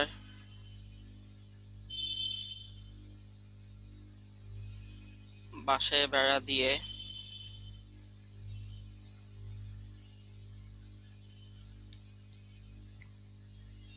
সর্বোচ্চ যে আয়তাকার জমি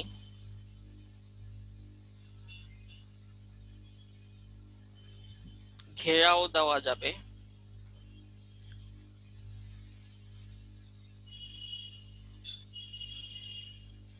তার দৈর্ঘ্য প্রস্থ কত? এটা হলো কোশ্চেন।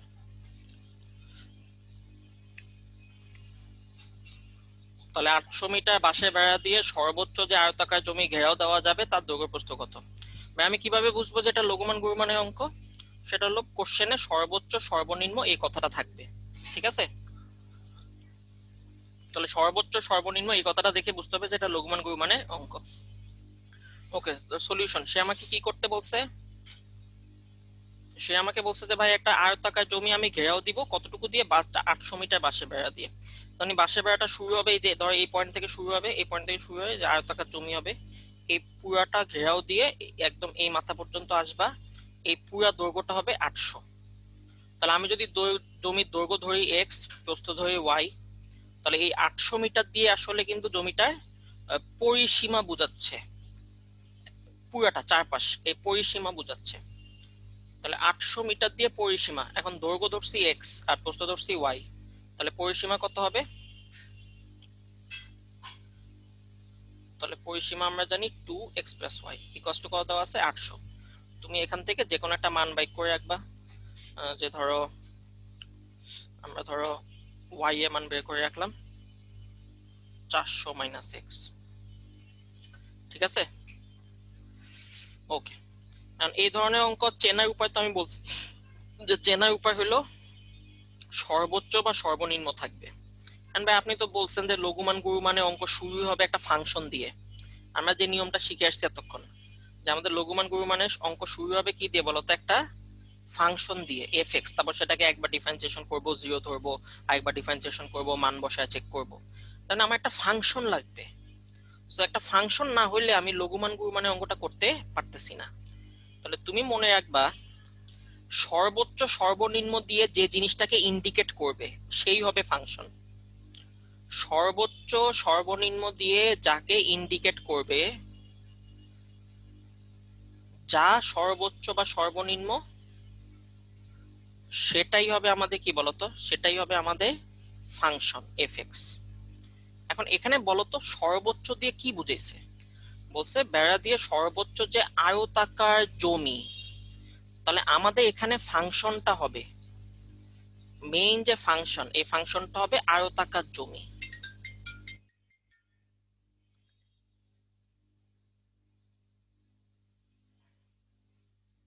বুঝতে পারছি? তাহলে সর্বোচ্চ সর্বনিম্ন দিয়া যাকে ইন্ডিকেট করবে সেই হবে আমাদের মেইন ফাংশন। তাহলে আমাদের এখানে মেইন ফাংশন কে, সে হবে আয়তাকার জমি। আয়তাকার জমি দিয়ে কি বোঝায়? তাহলে একটা জমি বলতে কিন্তু আসলে তাই কি বোঝায় বলতো, একটা জমি যে আমার এই যে 4 কাঠা জমি আছে, তার মানে কি আমার এই জায়গাটা আছে, এই এলাকাটা আছে। তাহলে এলাকা বলতে কি বোঝায়, এই জিনিসটা ক্ষেত্রফল বোঝায়। তাহলে এখানে আসলে সর্বোচ্চ আয়তাকার জমি দিয়ে ওই জমিটার ক্ষেত্রফল বুঝাইছে। তাহলে এখানে হবে আসলে জিনিসটার ক্ষেত্রফল। তাহলে আমরা জানি জমিটার ক্ষেত্রফল কি, আয়তাকার হইলে জমি ক্ষেত্রফলের সূত্র কি, সেটা হলো দৈর্ঘ্য ইনটু প্রস্থ। তাহলে আমি মেইন ফাংশন পেয়ে গেছি। এখন ঝামেলা হলো ভাইয়া এ ফাংশনে দুইটা চলক চলে আসছে, একটা হলো এক্স আর একটা হলো ওয়াই। তখন মনে রাখবা যে জিনিসটা দেওয়া থাকবে সেখান থেকে তুমি জিনিসটাকে এক চলকে বানায় নিতে পারবা। যেমন আমি অলরেডি ওয়াই এর মান বের করে রাখছি, তাহলে আমি এখানে ওয়াই এর মানটা বসায় দিলে পুরা জিনিসটা, পুরা মেইন ফাংশনটা আমার এক চলকের ফাংশন চলে আসলো। দ্যাট মিন্স আমি এফ এক্স পেয়ে গেলাম। এই সবচেয়ে ইম্পর্টেন্ট কাজই কিন্তু এটা, কথাবার্তার অঙ্ককে এই অঙ্কে কনভার্ট করা, ম্যাথমেটিক্সে কনভার্ট করা। তাহলে আমি আবার বলি, অঙ্কগুলো চেনার উপায় কি, চেনার উপায় হলো সর্বোচ্চ সর্বনিম্ন বলবে, আর কাকে মেইন ফাংশন বানাবো, সর্বোচ্চ সর্বনিম্ন যাকে ইন্ডিকেট করবে। এখানে আয়তাকার জমিকে ইন্ডিকেট করছে, তাহলে আয়তাকার জমি হবে মেইন ফাংশন। সেই ফাংশন বলতে আসলে জমিটা ক্ষেত্রফল বোঝায়। তারপর জমি ক্ষেত্রফলে দুইটা চলক ছিল, সেখান থেকে আমি এক চলক বানাবো, মেইন ফাংশন পেয়ে যাব। এইবার তুমি বাকিটা আগের মতো একবার ডিফারেন্সিয়েশন করো। একবার ডিফারেন্সিয়েশন করলাম, জিরো ধরলাম, জিরো ধরলে আমি এক্স এর মান পেয়ে যাচ্ছি। তাহলে এক্স এর মান পাচ্ছি 200। এই এক্স এর মান এই যে ওয়াই এ এখানে বসাবো। তাহলে ওয়াই এক্স এর মান যদি আমি বসাই, তাহলে ওয়াই এ এখানে এক্স এর মান বসাইলে ওয়াই এর মানও আসতেছে 200। তার মানে জমিটা আসলে বর্গাকার জমি। ঠিক আছে, তাহলে এটাই আমার অ্যান্সার, শেষ। ভাই এখানে আরেকবার ডিফারেন্সিয়েশন করে চেক করা লাগতো না? বললো না, আমার চেক করার দরকার নাই। কেন? কারণ সর্বোচ্চ না সর্বনিম্ন এটা তো সে কোশ্চেনে বলেই দিছে। ঠিক আছে, এই যে কোশ্চেনে বলে দিছে না সর্বোচ্চ মানে গুরুমান, এটা আমার বলেই দিছে, তাহলে আর চেক করার দরকার নেই। চেক করলেও একই আসবে, তুমি যদি চেক করো সমস্যা নেই, একই আসবে। ওকে, বুয়েটে একটা অঙ্ক এ পর্যন্ত 3বার আসছে হুবহু, আর লাস্ট আসছে মনে হয় 17-18-তে, এই 2-3 বছর আগে। ঠিক আছে, একই অঙ্ক, একদম সেম অঙ্ক 3বার আসছে। বলছে 1 লিটার কোকা কোলা বা ওই যে 7 আপ স্প্রাইট বানায় না, ওগুলো ক্যান, 1 লিটার ক্যান তৈরিতে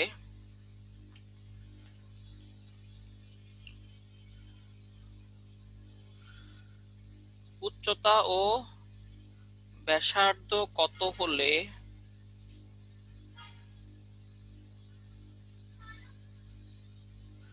সবচেয়ে কম টিন ব্যবহার হবে? ঠিক আছে,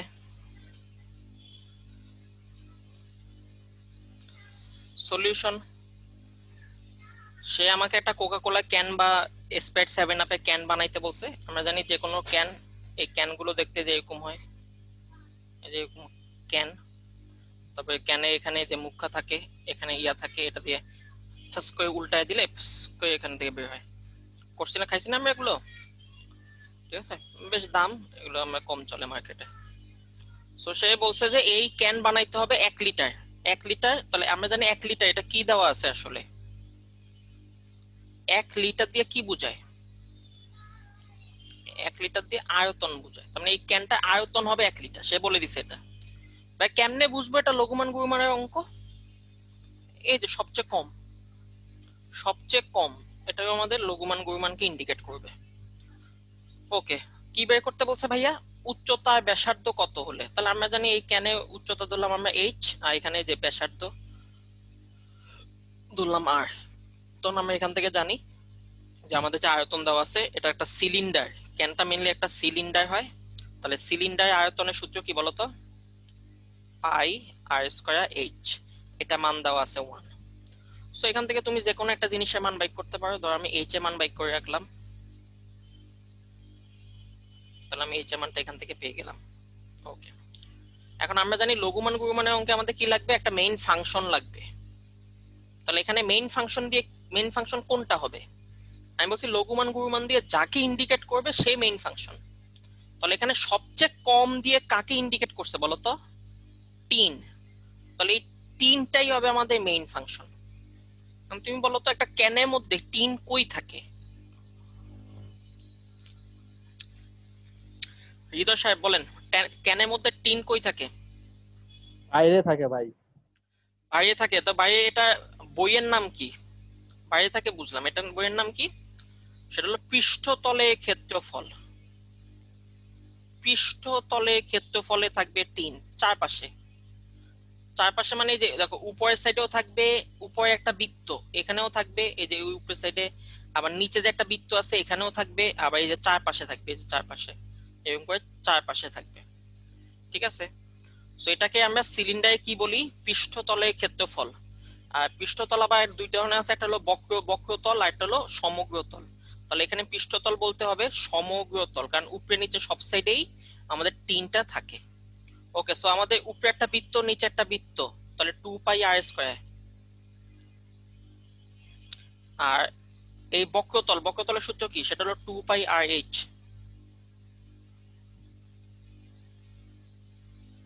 তাহলে আমাদের বক্রতলে বা সমগ্রতলের সূত্র ছিল একটা ছোটবেলায়, সেটা হলো 2 পাই আর আর প্লাস এইচ। মনে পড়ছে? এটা যে এখান থেকে আসছে। ওকে, সো এই লাইনটা লেখার দরকার নেই, আমরা ভেঙে লিখছি, এটা সুবিধা হয়েছে। এখন তাকায় দেখো এই ফাংশনটাতে কয়টা চলক? ভাই এই ফাংশনটাতে 2টা চলক, একটা হলো আর একটা হলো এইচ। এখন 2 চলক হইলে হবে না, আমাদের 1 চলক বানাইতে হবে। তো 1 চলকের জন্যই আমরা একটা ভ্যালু অলরেডি বের করে রাখছি, সেই এইচ এর মানটা আমরা এখন এখানে বসায় দিব, এই জায়গায় বসায় দিব। তাহলে এইচ এর মানটা বসায় দিলে আমার এখানে হবে 2 পাই আর 1 বাই পাই আর স্কয়ার। তাহলে আমার এখান থেকে আমি মেইন ফাংশনটা পেয়ে যাচ্ছি, 1 চলকের ফাংশন। তাহলে পাই চলে যাবে, আর চলে যাবে, থাকবে 2 বাই আর।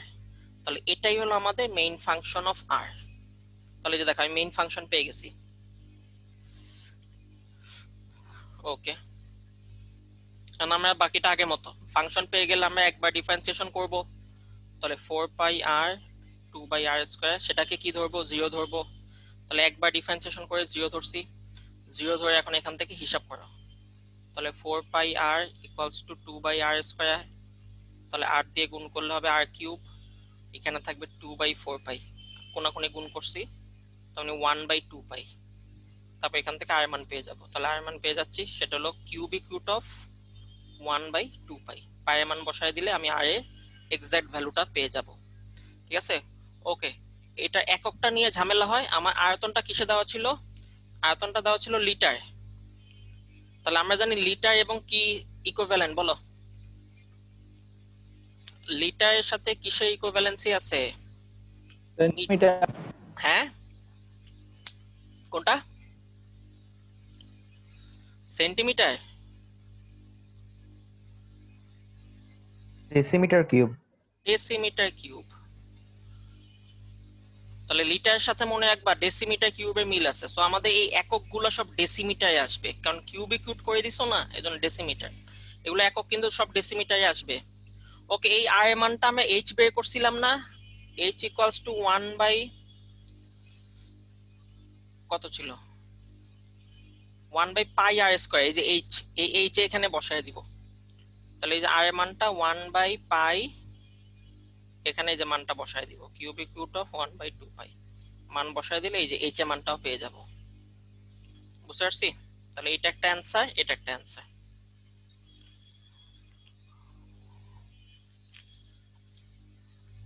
তাহলে এই ধরনের অঙ্ক এটা রিপিট হয়েছে দেখে যে সবসময় রিপিট হবে তা কিন্তু না, আপনার কিন্তু অঙ্ক বানায় দিতে পারে। সো এই ধরনের অঙ্ক ফার্স্টে আইডেন্টিফাই করতে হবে যে লঘুমান গুরুমানের অঙ্ক।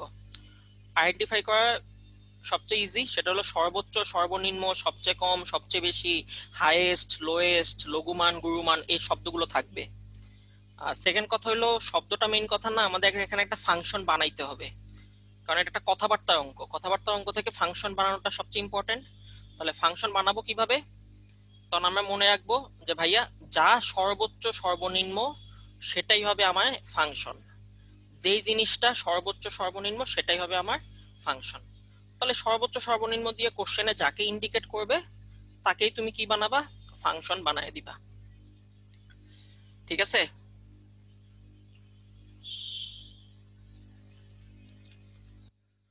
ওকে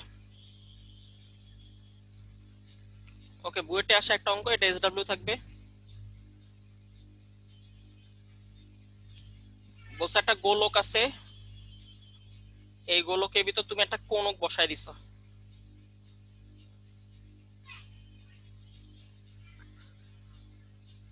গোলকের ভিতরে কোণক বসায় দিছি, হ্যাঁ সরি এই তো আঁকছি, হ্যাঁ ওকে, গোলকের ভিতর কোণক বসায় দিছি। ভাই ইলুমিনাতি লাগতাছে। না ইলুমিনাতি তো এভাবে নাকি? ইলুমিনাতি কি সার্কেলের ভিত্তে ট্রায়াঙ্গেল, না ট্রায়াঙ্গেলের ভিত্তে সার্কেল? ট্রায়াঙ্গেলের ভিতরে। তাইলে দেখছো একটা কথা কইছে ওটা উল্টা কইছে। এই মিয়া, কথা কথা কইবা ঠিক করে কইবা মিয়া। ওকে, এই গোলকে ব্যাসার্ধ দেওয়া আছে এ। কোশ্চেন হলো আমি যদি এই যে কোণকটা যে বসাইছি,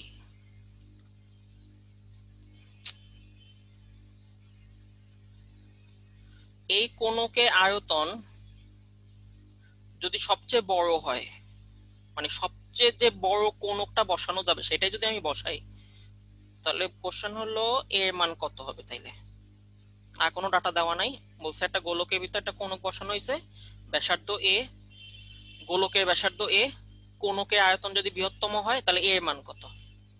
ঠিক আছে, এটা একটা কোশ্চেন।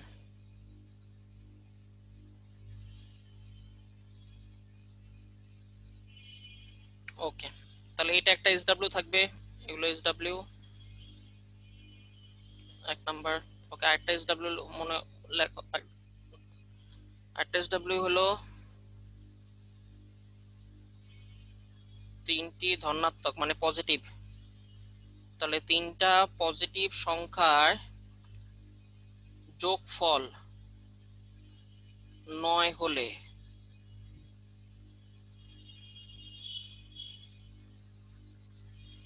তাদের সর্বোচ্চ গুণফল কত?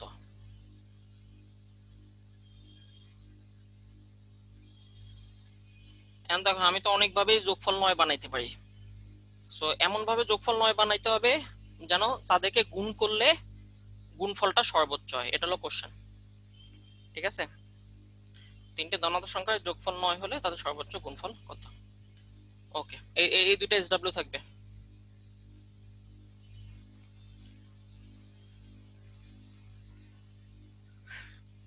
ওকে, কার কোনো কোশ্চেন আছে? আয়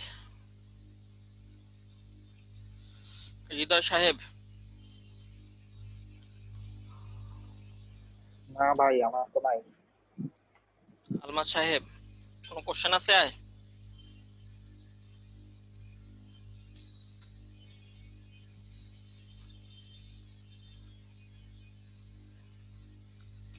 ওকে, আমরা এখন ইন্টিগ্রেশন শুরু করব।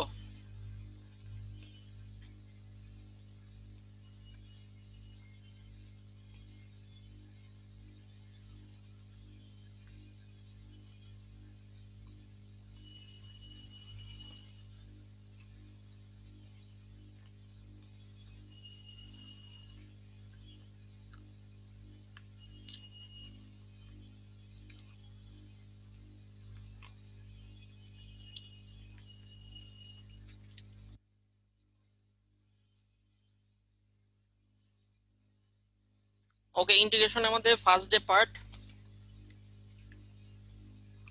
সবচেয়ে ইম্পর্টেন্ট যে জিনিস সেটা হলো এটা।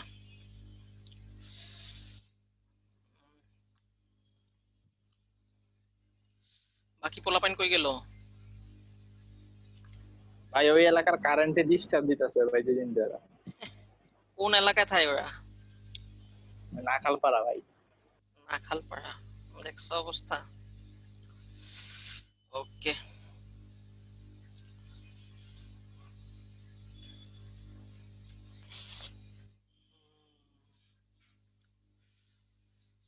ইন্টিগ্রেশন। ইন্টিগ্রেশনের সূত্রগুলো জাস্ট একটু দেখায় দিই, আমরা নেক্সট ক্লাস থেকে মেইনলি শুরু করব ইন্টিগ্রেশনটা ভালো মতো। সো মনে রাখো যে ইন্টিগ্রেশনে বেসিক হলো এটা, সেটা হলো একটা ফাংশনকে ডিফারেন্সিয়েশন করলে যে জিনিসটা পাওয়া যায় সেটাকে ইন্টিগ্রেশন করলে আবার মেইন ফাংশনটা ব্যাক করতে হবে, ঠিক আছে? সো একটা ফাংশন যদি হয় আমাদের এফএক্স, সেটাকে যদি আমরা বলি যে এক্স স্কয়ার, এফএক্স হলো এক্স স্কয়ার, তাহলে এক্স স্কয়ারকে ডিফারেন্সিয়েশন করলে আমরা জানি 2x আসে। সো 2x কে ইন্টিগ্রেশন করলে আবার এক্স স্কয়ারটা ফেরত আসতেই হবে, ঠিক আছে? এটা মাস্ট, মেইন ফাংশনটা ফেরত পাওয়া যাইতেই হবে। আর যদি তুমি বলো যে ভাইয়া এক্স স্কয়ার প্লাস 5 যদি হয় তখন তো মেইন ফাংশনটা ফেরত আসে না, কারণ এক্স স্কয়ার প্লাস 5 এটাকে ডিফারেন্সিয়েশন করলে 2x প্লাস 0, আর 2x কে ইন্টিগ্রেশন করলে শুধু এক্স স্কয়ারটা চলে আসে, 5 মিসিং হয়। তাহলে এই যে একটা কনস্ট্যান্ট মিসিং থাকতেছে, এই কনস্ট্যান্টটা মিসিং এর জন্য আমরা লাস্টে কি দিব? সি দিব, যখন সেটা মানে অনির্দিষ্ট ইন্টিগ্রাল যদি হয়, ঠিক আছে? অনির্দিষ্ট ইন্টিগ্রাল যদি হয় তাহলে আমরা একটা লাস্টে কি দিব বলতো? সি দিয়ে দিব, তাহলে আমাদের এই যে মিসিং যে কনস্ট্যান্ট সেটা ব্যাক চলে আসবে। আর যদি এটা ওই লিমিট দেওয়া থাকে ইন্টিগ্রেশনে তখন আর সি এর দরকার হয় না, কারণ তখন এই পুরো জিনিসটা ভ্যালু চলে আসে, বুঝতে পারছি? পুরো জিনিসটার ভ্যালুই আমাদের ওইখানে চলে আসবে। ওকে, দ্যাট মিন্স হলো একটা ফাংশনে তুমি এতদিন যা শিখছো সেটাই ডিফারেন্সিয়েশন করে আবার ইন্টিগ্রেশন করলে মেইন ফাংশনটা ফেরত পাইতে হবে। তার মানে ইন্টিগ্রেশনের প্রতিটা সূত্রই ডিফারেন্সিয়েশনের সূত্রের উল্টা। যেমন তুমি শিখছো যে ভাইয়া ln x, তাহলে ln x এর ডিফারেন্সিয়েশন করলে কি পাইতাম? 1/x। তাহলে এখন ইন্টিগ্রেশনের সূত্র হইলো যে আমি যদি 1/x কে ইন্টিগ্রেশন করি তাহলে আমার অ্যান্সার চলে আসবে ln x, মানে আগেরটা ফেরত চলে আসবে। তার মানে তুমি মনে রাখবা যে ডিফারেন্সিয়েশনে তুমি যে সূত্রটা শিখছো সেটা উল্টাটাই হলো ইন্টিগ্রেশনের সূত্র। ডিফারেন্সিয়েশনে যা শিখছো সেটা উল্টাটাই হলো ইন্টিগ্রেশনের সূত্র। সো তোমরা ডাবল মনে রাখতে যাও না যে ডিফারেন্সিয়েশনও মনে রাখবো ইন্টিগ্রেশনও মনে রাখবো, তাহলে ঝামেলা। তুমি যে কোনো একটা সাইড খুব ভালোভাবে মনে রাখবা, তাহলে অন্যটা বাইক করতে বললে তুমি উল্টা ভাবে চিন্তা করে তুমি বের করে ফেলতে পারবা। যেমন আমাকে যদি এখন বলে যে ভাইয়া sec স্কয়ার x এর ইন্টিগ্রেশনটা কি হয়, তখন আমি চিন্তা করব যে কাকে ডিফারেন্সিয়েশন করলে sec স্কয়ার x পাইতাম, কাকে ডিফারেন্সিয়েশন করলে sec স্কয়ার x পাইতাম, আমি এভাবে চিন্তা করব যদি আমি ডিফারেন্সিয়েশনে স্ট্রং হই। তাহলে আমরা জানি যে ভাই tan x কে ডিফারেন্সিয়েশন করলে sec স্কয়ার x পাওয়া যায়, that means sec square x K integration করলে উল্টাটা tan x পাওয়া যাবে, ঠিক আছে? তো তুমি এভাবে মনে রাখতে পারো যে ভাই আমার ডিফারেন্সিয়েশনের সূত্রগুলো আমি খুব ভালো পারি, এন্ড ইন্টিগ্রেশনের সূত্র শিখতে গেলে আমার প্যাচ হয়ে যায়, তখন তুমি ওই ডিফারেন্সিয়েশনের সূত্রই মনে রাখবা, যখন ইন্টিগ্রেশন আসবে তুমি উল্টাটা চিন্তা করবা। যেমন আমি যদি তোমায় বলি যে x to the power 5 dx, and তুমি বলো তো কাকে ডিফারেন্সিয়েশন করলে x টু দি পাওয়ার 5 আসে, এন্ড আমরা জানি ডিফারেন্সিয়েশন করলে পাওয়ার কি হয়? 1 কমে যায়। তাহলে এখানে অবশ্যই কি হইতে হবে বলো তো? x টু দি পাওয়ার 6 হইতে হবে। কিন্তু x টু দি পাওয়ার 6 থাকলে সেটাকে যখন ডিফারেন্সিয়েশন করব তখন সামনে একটা কি আসবে? 6 আসবে না? তাহলে এই 6টাকে আমরা এই পাশে নিয়ে আসতে পারি কিনা? তার মানে আমরা এই জিনিসটাকে এভাবে লিখতে পারি x to the power 6/6 equals to x to the power 5। তার মানে x টু দি পাওয়ার 6/6 কে ইন্টিগ্রেশন, এটাই হবে আমাদের অ্যান্সার, লাস্টে একটা c দিতে হবে, বুঝতে পারছি? তাহলে যে কোনো একটা সাইডে তুমি স্ট্রং থাকবা, যে হয় আমি ডিফারেন্সিয়েশনের সূত্র ভালো করে শিখবো অথবা আমি ইন্টিগ্রেশনের সূত্র ভালো করে শিখবো, ঠিক আছে? তাহলে মনে একবার উল্টাটা চিন্তা করলেই হয়ে যায়। ওকে, তো আমরা সূত্রগুলো দেখা শুরু করি। আজকে আমরা মেনলি সূত্র দেখবো, নেক্সট দিন থেকে আমরা ডিটেইলস অঙ্কতে যাব, টাইপ ওয়াইজ চলে যাব। সো ফার্স্ট সূত্র সেটা হলো ইন্টিগ্রেশন অফ কনস্ট্যান্ট। এতদিন আমরা যখন কনস্ট্যান্টকে ডিফারেন্সিয়েশন করতাম তখন কি চলে আসতো? 0 চলে আসতো। কিন্তু এখন মনে রাখো আমাদের যদি কনস্ট্যান্টকে আমরা ইন্টিগ্রেশন করি তাহলে কনস্ট্যান্ট তো থাকবেই, তার সাথে একটা চলক চলে আসবে। ঠিক আছে, তোমাকে কেউ যদি বলে 7 এটাকে ইন্টিগ্রেশন করো, তখন তুমি বলবা যে 7x, কারণ আমরা জানি 7 এর সাথে একটা কি আছে, x⁻0 আছে। তাহলে এই x⁻0 এর জন্যই আমাদের এটা একটা চলক চলে আসবে।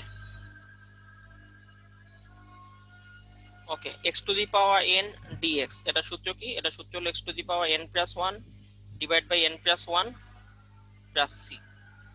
ওকে, এটা কই থেকে আসছে?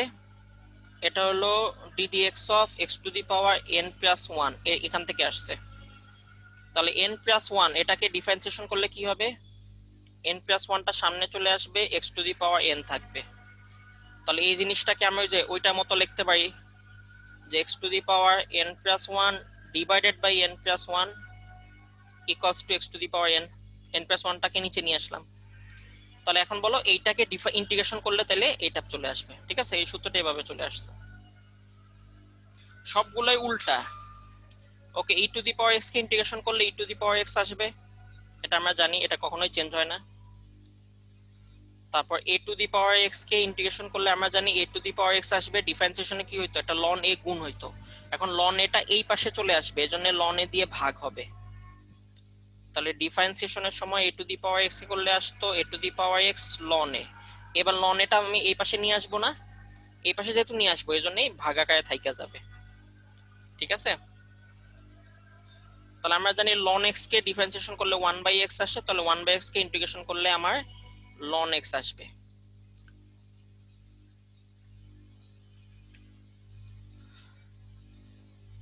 sin x আমরা জানি কাকে ডিফারেন্সিয়েশন করলে sin x পাইতাম, তাহলে আমরা কাকে ডিফারেন্সিয়েশন করলে অ্যানসারে sin x পাইতাম সেটা চিন্তা করব। তাহলে আমরা জানি ভাই cos x কে ডিফারেন্সিয়েশন করলে sin x পাইতাম, কিন্তু একটা কি থেকে যেত, মাইনাস থেকে যেত। তাহলে এই মাইনাসটা এখন এই cos x এর সাথে চলে আসবে, তাহলে sin x কে ইন্টিগ্রেশন করলে আসবে মাইনাস cos x।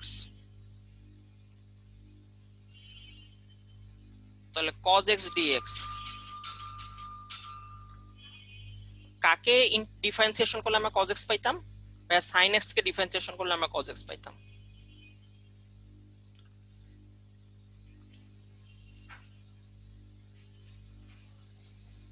তারপর আমাদের চলে আসলো sec স্কয়ার x dx, কাকে ডিফারেন্সিয়েশন করলে আমরা sec স্কয়ার x পাবো, বলা হলো tan x কে। তারপর চলে আসলো sec x tan x, কাকে ডিফারেন্সিয়েশন করলে আমরা sec x tan x পাই, বলা হলো sec x কে। তাহলে sec x হলো অ্যান্সার। সবসময় ডিফারেন্সিয়েশন দিয়ে মনে রাখবা, তাহলে বেটার। ওকে, আমরা যদি এখন বলি cosec স্কয়ার x, তাহলে কাকে ডিফারেন্সিয়েশন করলে আমরা cosec স্কয়ার x পাই, বলা হলো cot x, কিন্তু একটা মাইনাস থেকে যাবে, সো মাইনাসটা এখন এই পাশে চলে আসবে। আমাদের যদি বলে এখন cosec x cot x, তাহলে কাকে ডিফারেন্সিয়েশন করলে আমরা এই cosec x cot x পাই, সেটা হলো cosec x কে ডিফারেন্সিয়েশন করলে, তাহলে cosec x প্লাস c হয়ে যাবে এটা। ঠিক আছে, ওকে। এরপরে আমাদের কিছু সূত্র আছে যেগুলো আমরা পরবর্তী চ্যাপ্টারে গিয়ে শিখছি, সেগুলো আমাদের এখানে লিখে ফেলা উচিত। সেটা হলো শুধু tan x, এইটা করলে আমাদের কি আসে সেটা আমরা জানি,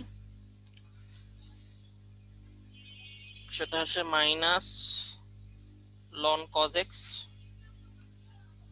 অথবা মাইনাসটা চলে গেলে কি আসবে বলতো, ln sec x। শুধু cot x কে যখন আমরা ইন্টিগ্রেশন করব তখন কি আসবে, সেটা আসবে ln sin x। ঠিক আছে, এগুলো আমরা ওই যে 3 নাম্বার চ্যাপ্টারে গিয়ে শিখছিলাম, মনে আছে তো নাকি? ওকে, এরকম আমরা আরো অনেকগুলো সূত্র শিখছি, তো এই সূত্রগুলো আমাদের জানা থাকতে হবে, একদম ঠোঁটস্থ থাকতে হবে।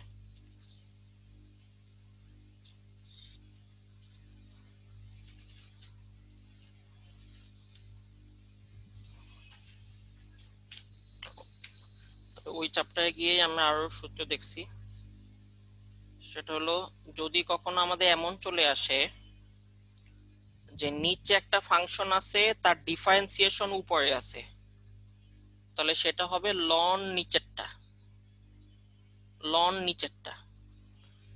ঠিক আছে, এই সূত্র অনুযায়ী tan x cot x এর ইন্টিগ্রেশনটা বাইক করা হয়। যে নিচে একটা ফাংশন আছে তার ডিফারেন্সিয়েশন উপরে আছে, তাহলে সেটা হবে লন নিচেরটা। ঠিক আছে, এটা ইম্পর্টেন্ট, এটা দিয়েই হলো তোমার এই tan x cot x এগুলো বাইক করা হয়। ওকে, আবার এইটা দিয়ে আমাদের এটাও বাইক করা হয়, এই যে sec x এরটা, শুধু sec x। তাহলে শুধু sec x এর ইন্টিগ্রেশন কি হয় সেটা আমরা জানি, সেটা হলো দুইটা অ্যান্সার, একটা হলো ln sec x plus tan x, আর একটা হলো ln tan pi by 4 plus x by 2, যে যেটা ইউজ করে। ঠিক আছে, ওকে। এখন যদি আমাদের হয় শুধু cosec x, তাহলে শুধু cosec x, সেটা অ্যান্সার আমরা দুইটা লিখতে পারি, একটা হলো minus ln cosec x plus cot x, এটা একটা, আর একটা আমরা লিখতে পারি ln tan x বাই 2। ঠিক আছে, এটা মড হবে, মড। ওকে,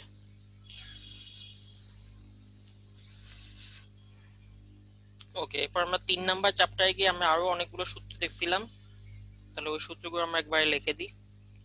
সেটা হলো যদি কখনো আমাদের নিচে প্লাস থাকে তাহলে সেটা হবে 1/a tan inverse x by a plus c। এখন প্লাস না থাকা যদি আমার মাইনাস থাকে,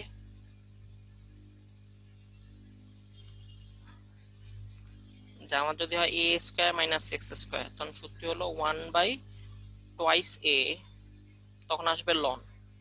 ওকে, এই সূত্রটা মনে রাখা, এইখানে দুইটা সূত্র আছে মেইনলি, এবং এই দুইটা সূত্রে আমরা বরাবর আউলায় যাই। একটা হলো a square minus x square, একটা হলো x square minus a square. তাহলে এইটাও 1/2a এবং এইটাও ln। সো মনে রাখো, সূত্রটা মনে রাখার উপায় খুব ইজি,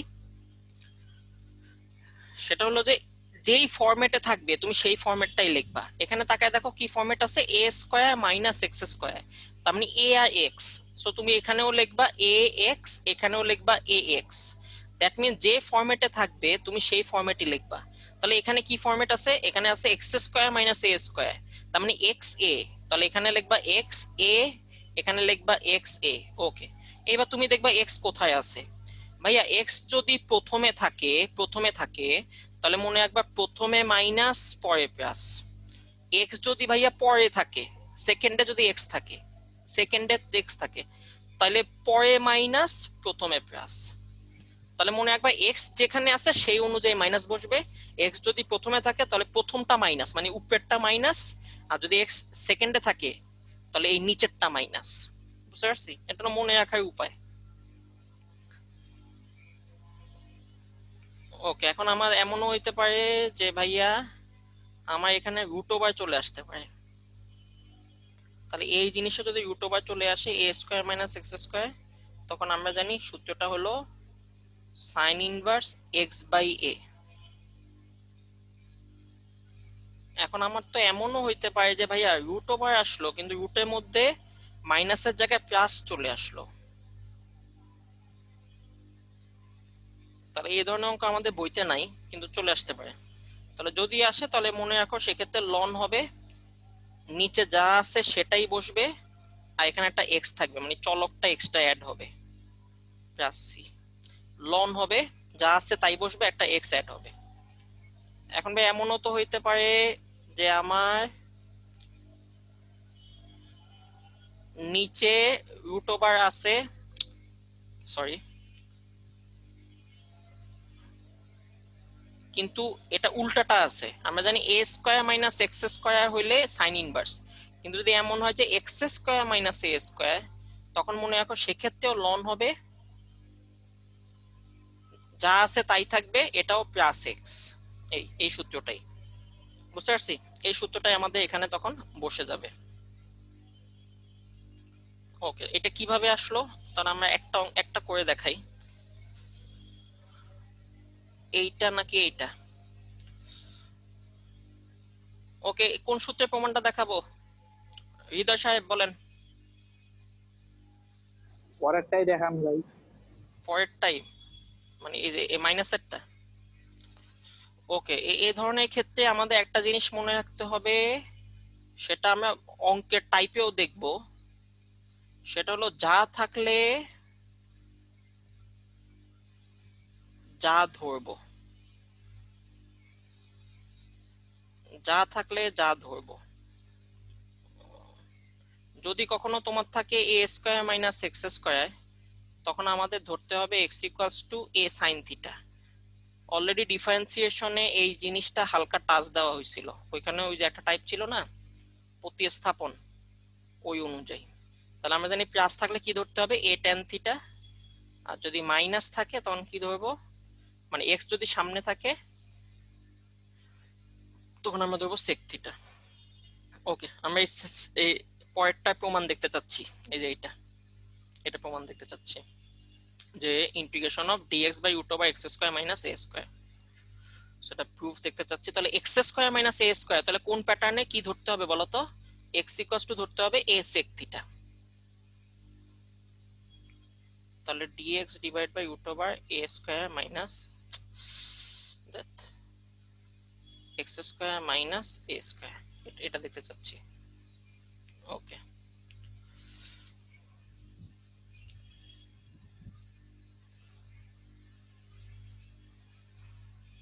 ওকে তাহলে এখান থেকে বলেন x square minus a square.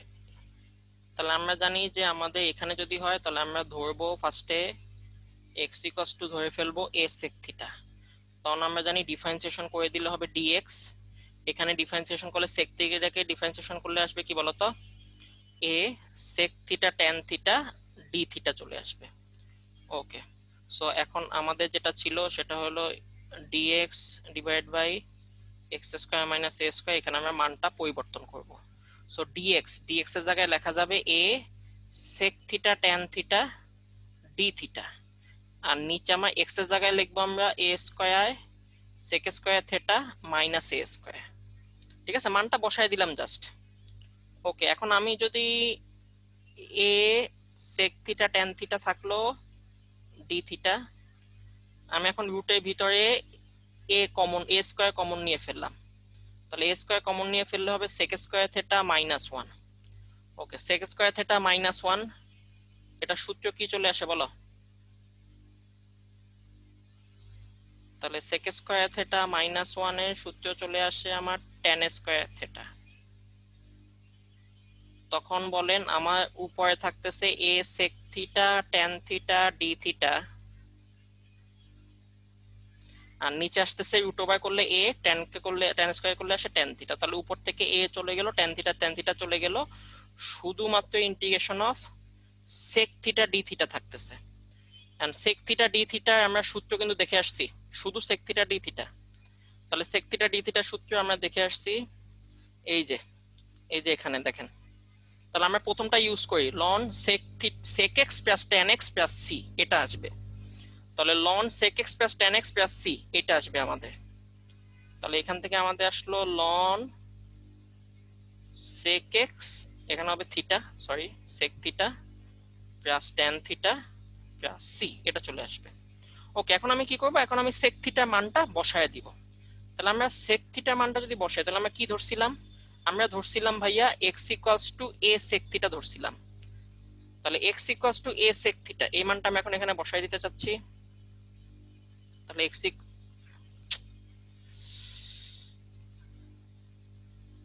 Okay x equals to a sec theta, তাহলে এখান থেকে বলো শুধু সেক থিটা মান কি আসে, সেটা হলো এক্স বাই এ আসে। ওকে, তাহলে আমরা এখানে মানটা বসাই দিলাম ln x by a. Okay, tan theta, তাহলে আমরা ট্যান থিটা মানটা এখান থেকে বের করতে পারি। তাহলে আমরা জানি ট্যান থিটা ইকুয়ালস টু হবে রুট ওভার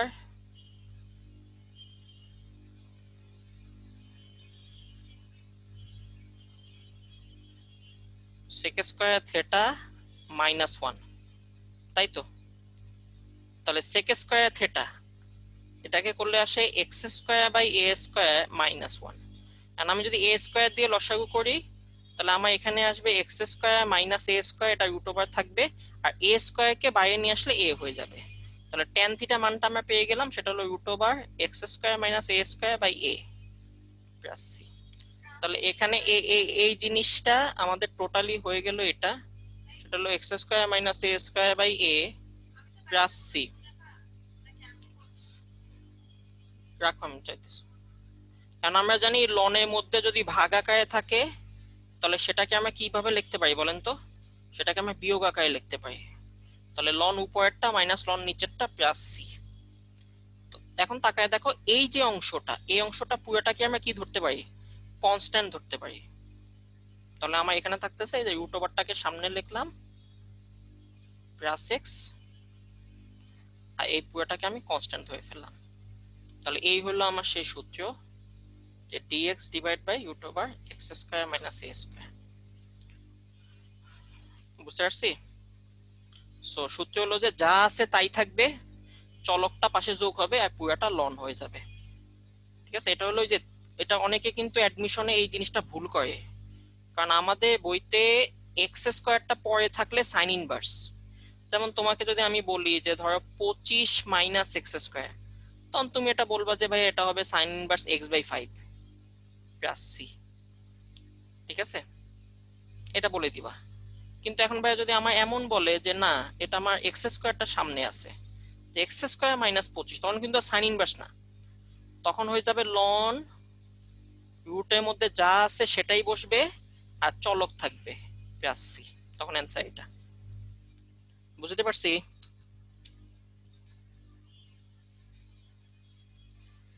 ওকে, কার কোনো কোশ্চেন এখানে?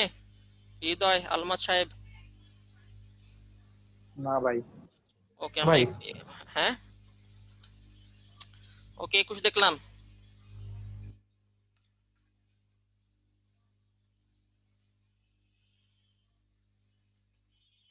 আমাদের বইতে কিন্তু এই টাইপের অঙ্ক নাই, হ্যাঁ, যদি আইসা পড়ে অ্যাডমিশনে, এই জন্য দেখা রাখতেছি।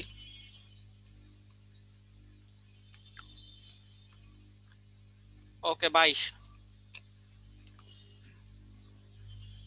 আমরা জানি যে ইউভি এর সূত্র।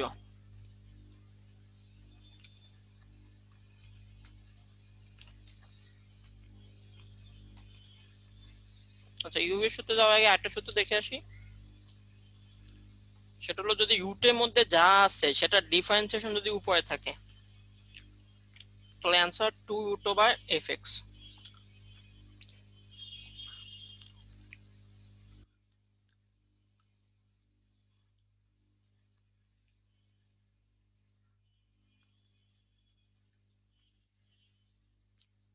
ঠিক আছে, ওকে, এরপর হলো ইউভি এর সূত্র। সব সূত্র একবার লিখে দিচ্ছি। ইউ কে রেখে ভি এর ইন্টিগ্রেশন, তারপর হলো ইউ এর ডিফারেন্সিয়েশন, ভি এর ইন্টিগ্রেশন করে পুরাটা আবার ইন্টিগ্রেশন। ঠিক আছে, 3 পার্টের সূত্র।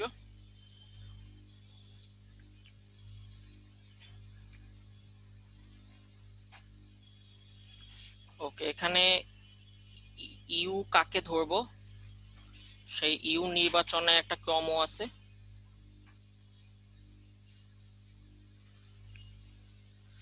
সেটা হলো লিয়েট। আমরা টাইপ ওয়াইজ করব যখন, তখন আমরা আরো ডিটেলস দেখব। এখন তার সূত্রগুলো লিখে যাচ্ছি। লিয়েট, এল মানে হলো logarithm,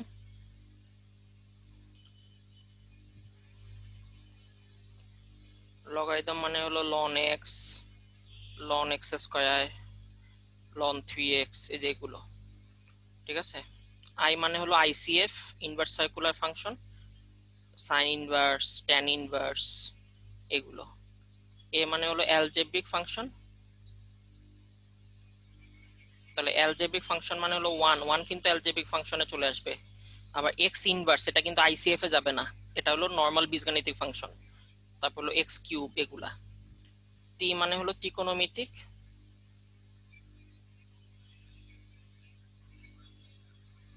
ত্রিকোণমেট্রিক function, sine x, sec cube x, এগুলো।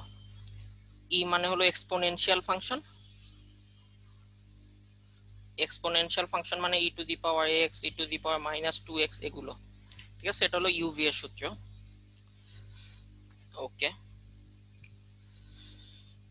ইউভি এর সূত্র থেকে আমরা ওই ln x এ ইন্টিগ্রেশন কিন্তু এতদিন জানতাম না, কিন্তু এটা আমরা ইউভি এর সূত্রের মাধ্যমে খুব ইজিলি বের করে ফেলতে পারি। সেটা হলো x ln x minus x। So এটা মুখস্থ রাখবা, এটা বিভিন্ন প্রযুক্তি বিশ্ববিদ্যালয়ে অবজেক্টিভে আসে, ঠিক আছে? প্রযুক্তিগুলোতে বিভিন্ন জায়গায় অবজেক্ট তখন ধুমধাম বসায় দিবা, এটা ওই যে ইউভি দিয়ে করার দরকার নাই। তাহলে মনে রাখবা 1/x কে ইন্টিগ্রেশন করলে ln x আসে, আর ln x কে ইন্টিগ্রেশন করলে আসে x ln x minus x। ওকে, এখান থেকে আমরা আরো কিছু সূত্র দেখতে পাই, এগুলো আমরা শিখবো অবশ্য। সেটা হলো ই টু দি পাওয়ার, আমার যদি এমন হয় যে ই টু দি পাওয়ার ধরো ax, এখানে আছে afx আর তার সাথে f প্রাইম x, এই ফরম্যাট যদি থাকে তাহলে মনে রাখবা মানে একটাকে ডিফারেন্সিয়েশন করলে যদি আরেকটা পাওয়া যায় তখন মেইন ফাংশনটাই অ্যান্সার হিসেবে থাইকা যায়, ঠিক আছে? এটা আমরা চ্যাপ্টারে গিয়ে দেখবো ডিটেইলস আলোচনার সময়, জাস্ট সূত্র হিসেবে লিখে রাখো। ওকে, এরকম আরেকটা সূত্র আছে যে আমাদের যদি ই আর সাইন একসাথে থাকে, যে ই টু দি পাওয়ার ax তার সাথে ধরো সাইন আছে, তাহলে এটাও তো ইউভি এর সূত্র এবং আই ধরে করতে হয়। সো সেটা ডাইরেক্ট করতে চাইলে উপায় আছে, সেটা হলো কোশ্চেনে যা আছে তাই দিয়ে দিবা, আর এখানে হবে a square plus b square, তার মানে দুইটা সহগ a স্কয়ার হবে। হ্যাঁ, ওকে, এখন কোশ্চেনে কি আছে? সাইন আছে, তাহলে সাইন থাকলে মনে রাখবা প্রথমে হবে সাইন, যা আছে কোশ্চেনে তাই হবে ফার্স্ট সাইন, আর পরে হবে কস। আর সহগ কি আছে? ই এর সহগ কত? a, আর সাইনের সহগ কত? b, তাহলে ফার্স্ট হবে a পরে হবে b, ঠিক আছে? আর মনে রাখো সাইন হইলে হবে মাইনাস। কেন? কারণ একই সূত্র আমি কস দিয়ে লিখতে পারি। তাহলে কস থাকলে ফার্স্টে মনে রাখো ই টু দি পাওয়ার ax থাকবে ডিভাইড বাই সহগ দুইটার বর্গের যোগফল। যেহেতু কস আছে তাহলে প্রথমে হবে কস পরে হবে সাইন, ঠিক আছে? আর সহগ দুইটা, ই এর সহগটা আগে বসবে a, কস এর সহগটা পরে বসবে b, আর কস থাকলে প্লাস, ঠিক আছে? ওকে, এই পর্যন্তই। কত গেল? আচ্ছা, এরপর কিছু এক্সেপশনাল সূত্র আছে যেগুলো আমাদের ওই ক্ষেত্রফল চ্যাপ্টার যদি তুমি ধুমধাম করে ফেলতে চাও তখন আমাদের কিছু কাজে লাগবে, কারণ ক্ষেত্রফলে আমাদের এই টাইপের সূত্রগুলো বেশি আসে, মানে ওইখানে অঙ্ক করতে গিয়ে আমরা এই টাইপটা বেশি পাই যেটা ধরে করতে হয়। আমরা নরমালি এটা দিয়ে তেমন একটা অঙ্ক টঙ্ক নাই, আর ওই যে নির্দিষ্টতে কিছু অঙ্ক আছে। তাহলে ক্ষেত্রফলে ওইখানে দেখবা যে root over a square minus x square এই ফরম্যাট চলে আসে, ঠিক আছে? যে বৃত্ত টিত্ত ক্ষেত্রফল বাইক করতে গেলে তখন এটা আমরা জানি এটা a square minus x square থাকলে কি ধরতে বলছিলাম? x equals to a sin theta, এটা ধরতে বলছিলাম, তাই তো? তাহলে x equals to a sin theta ওইটা ধরে করার পর শেষ পর্যন্ত তোমার এটা আসবে, মনে রাখো x by 2 root over a square minus x square, আর এখানে আসবে a square by 2 sin inverse x by a plus c, ঠিক আছে? ওরে বাপরে বলার কোনো দরকার নেই, সূত্র এটা তুমি ওই যে ধরেও করতে পারো, আর তুমি যদি একবারে করে ফেলতে চাও তাহলে এটা মনে রাখতে হবে। ওকে, এখন যদি ভাইয়া এইটা আমাদের মাইনাস না থাকে প্লাস থাকে তাহলে সেক্ষেত্রে একই সিস্টেম, x বাই 2টা কমন, কোশ্চেনে যা আছে তাই বসবে, ঠিক আছে? a স্কয়ার বাই 2টাও কমন, এই দেখো উপরেও a স্কয়ার বাই 2 এখানেও a স্কয়ার বাই 2, আর এখানে বসবে ln, সরি এটা x স্কয়ার, তাহলে এখানে বসবে আমাদের ln আগেরটার মতো, সেটা হলো কোশ্চেনে যা আছে তাই থাকবে a square plus x square, আর একটা চলক থাকবে x। এখন যদি এমন হয় যে x স্কয়ারটা সামনে আছে তাহলে এখানেও একই কথা, x বাই 2 কোশ্চেনে যা আছে তা, দেখো সব অঙ্কে কিন্তু প্যাটার্নটা সেম, অ্যানসার গুলো সেম আসতেছে, x বাই 2 কোশ্চেনে যা আছে তা, x বাই 2 কোশ্চেনে যা আছে তা, এখানেও দেখো x বাই 2 কোশ্চেনে যা আছে তা, খালি a square minus x square হলে এখানে a স্কয়ার বাই 2 এর সাথে সাইন ইনভার্স, আর বাকি দুই ক্ষেত্রে a স্কয়ার বাই 2টা তো থাকবেই, তার সাথে ln আসবে, ঠিক আছে? এখানে জাস্ট একটা মাইনাস আসবে, দাঁড়াও এখানে সামনে প্লাস না, এটা একটু পার্থক্য আছে, এখানে মাইনাস আসবে। আর এই অংশটা লনে অংশটা আগের মতো প্লাস সি, ঠিক আছে। ওকে, সো মোটামুটি আমরা সূত্রগুলো একবারে লেখার চেষ্টা করলাম। এটা আমাদের ক্ষেত্রফল প্লাস হলো ওই যে লিমিট দিয়ে যে চ্যাপ্টারটা আছে না, যেখানে ডেফিনিট ইন্টিগ্রাল নির্দিষ্ট যোগজ মান বসাইতে হয়, ওইখানে এই জিনিসটাতে আমরা ডাইরেক্ট করতে পারি, তাহলে আর ধরে করা লাগে না, ঠিক আছে। কিন্তু বোর্ডে আবার এরকম ডাইরেক্ট করে দেওয়া যাবে না, বোর্ডে সিকিউতে আসলে ওই ধরেই করতে হবে। আর কি থাকলে কি ধরতে হবে এটা আমি অলরেডি লিখে দিছি, ঠিক আছে। সো এইগুলো আমাদের ইন্টিগ্রেশনের সবগুলো সূত্রের আলোচনা। আমরা নেক্সট ক্লাস থেকে ইন্টিগ্রেশনের টাইপ ওয়াইজ করা শুরু করব। সো তার জন্য আমাদের সূত্রটা করতে হবে, ভালো করে মনে রাখতে হবে। ওকে, কার কোনো প্রশ্ন? না ভাই। ওকে, তাহলে আজকে আমরা বেশি দীর্ঘায়িত করব না। ওই তোমরা হলো যে ওই ডিফারেন্সিয়েশনে যে এসডব্লিউ দিছি ওগুলো করবা, আর এই সূত্রগুলো সুন্দর করে, আমি তো এখানে লিখে দিছি, এটা পিডিএফ পেয়ে যাবা। সেই সূত্রগুলো সুন্দর করে একটা খাতায় নোট করে রাখবা, ঠিক আছে। মোটামুটি ইন্টিগ্রেশনের সবগুলো সূত্রই আমরা একবারে লিখে দিছি, ঠিক আছে। আর বেসিকটা অবশ্যই মনে রাখবা, যে আমাদের ইন্টিগ্রেশনের বেসিকই হলো এটা, যে একটা ফাংশনকে আমি ডিফারেন্সিয়েশন করলে যেটা পাবো সেটাকে ইন্টিগ্রেশন করলে আবার মেইন ফাংশনটা ফেরত আসতে হবে, মাস্ট আসতেই হবে। যদি না আসে তখন আমরা দেখবো কি মিসিং হয়েছে।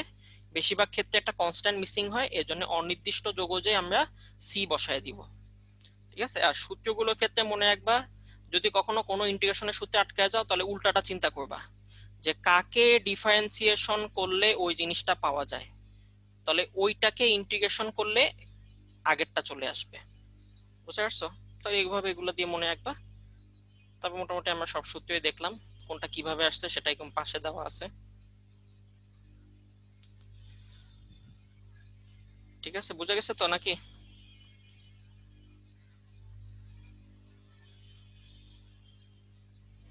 কি থাকলে কি ধরবো এটাও আছে।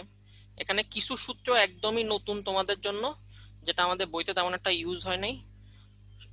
সেটা হলো এই যে এইটা একদমই নতুন, এটা, এই দুটো একদমই নতুন। তাহলে এটা একটা প্রমাণ দেখাইছি।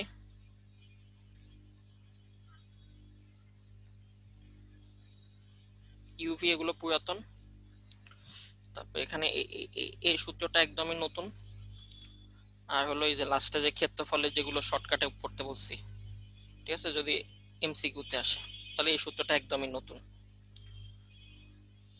বুঝতে পারছি? ওকে, তাহলে এই ক্ষেত্রফলের সূত্রগুলো, এটা আমাদের ওই যে ধরো একটা উদাহরণ দেখায় দিই, কনফিউজড হইতে পারো যে কোথায় কি বললো। ধরো তোমায় বললো যে ভাইয়া একটা বৃত্তে ক্ষেত্রফল বাইক করতে বলছে, যে ভাইয়া x square y square equals to 25। তাহলে এই বৃত্তে ক্ষেত্রফল বাইক করতে বলছে। আর আমরা জানি যে এই বৃত্ত আঁকলে আমাদের এটা 4টা কোয়াড্রেন্টে যাবে, আমরা সাধারণত একটা কোয়াড্রেন্টে বাইক করব, বাইক করে 4 দিয়ে গুণ করব। তাহলে ওই এরিয়াটার ক্ষেত্রফল হবে ওয়াই ডিএক্স। আমরা জানি ওয়াই ডিএক্স করে কি করব, 4 দিয়ে গুণ করব। কই থেকে শুরু হবে, এটা হলো এক্স ইকুয়ালস টু 0 বিন্দু, আর এটা হলো এক্স ইকুয়ালস টু ব্যাসার্ধ আর, আর এই বৃত্তের ব্যাসার্ধ হলো 5, তাহলে এটা হবে 0 থেকে 5।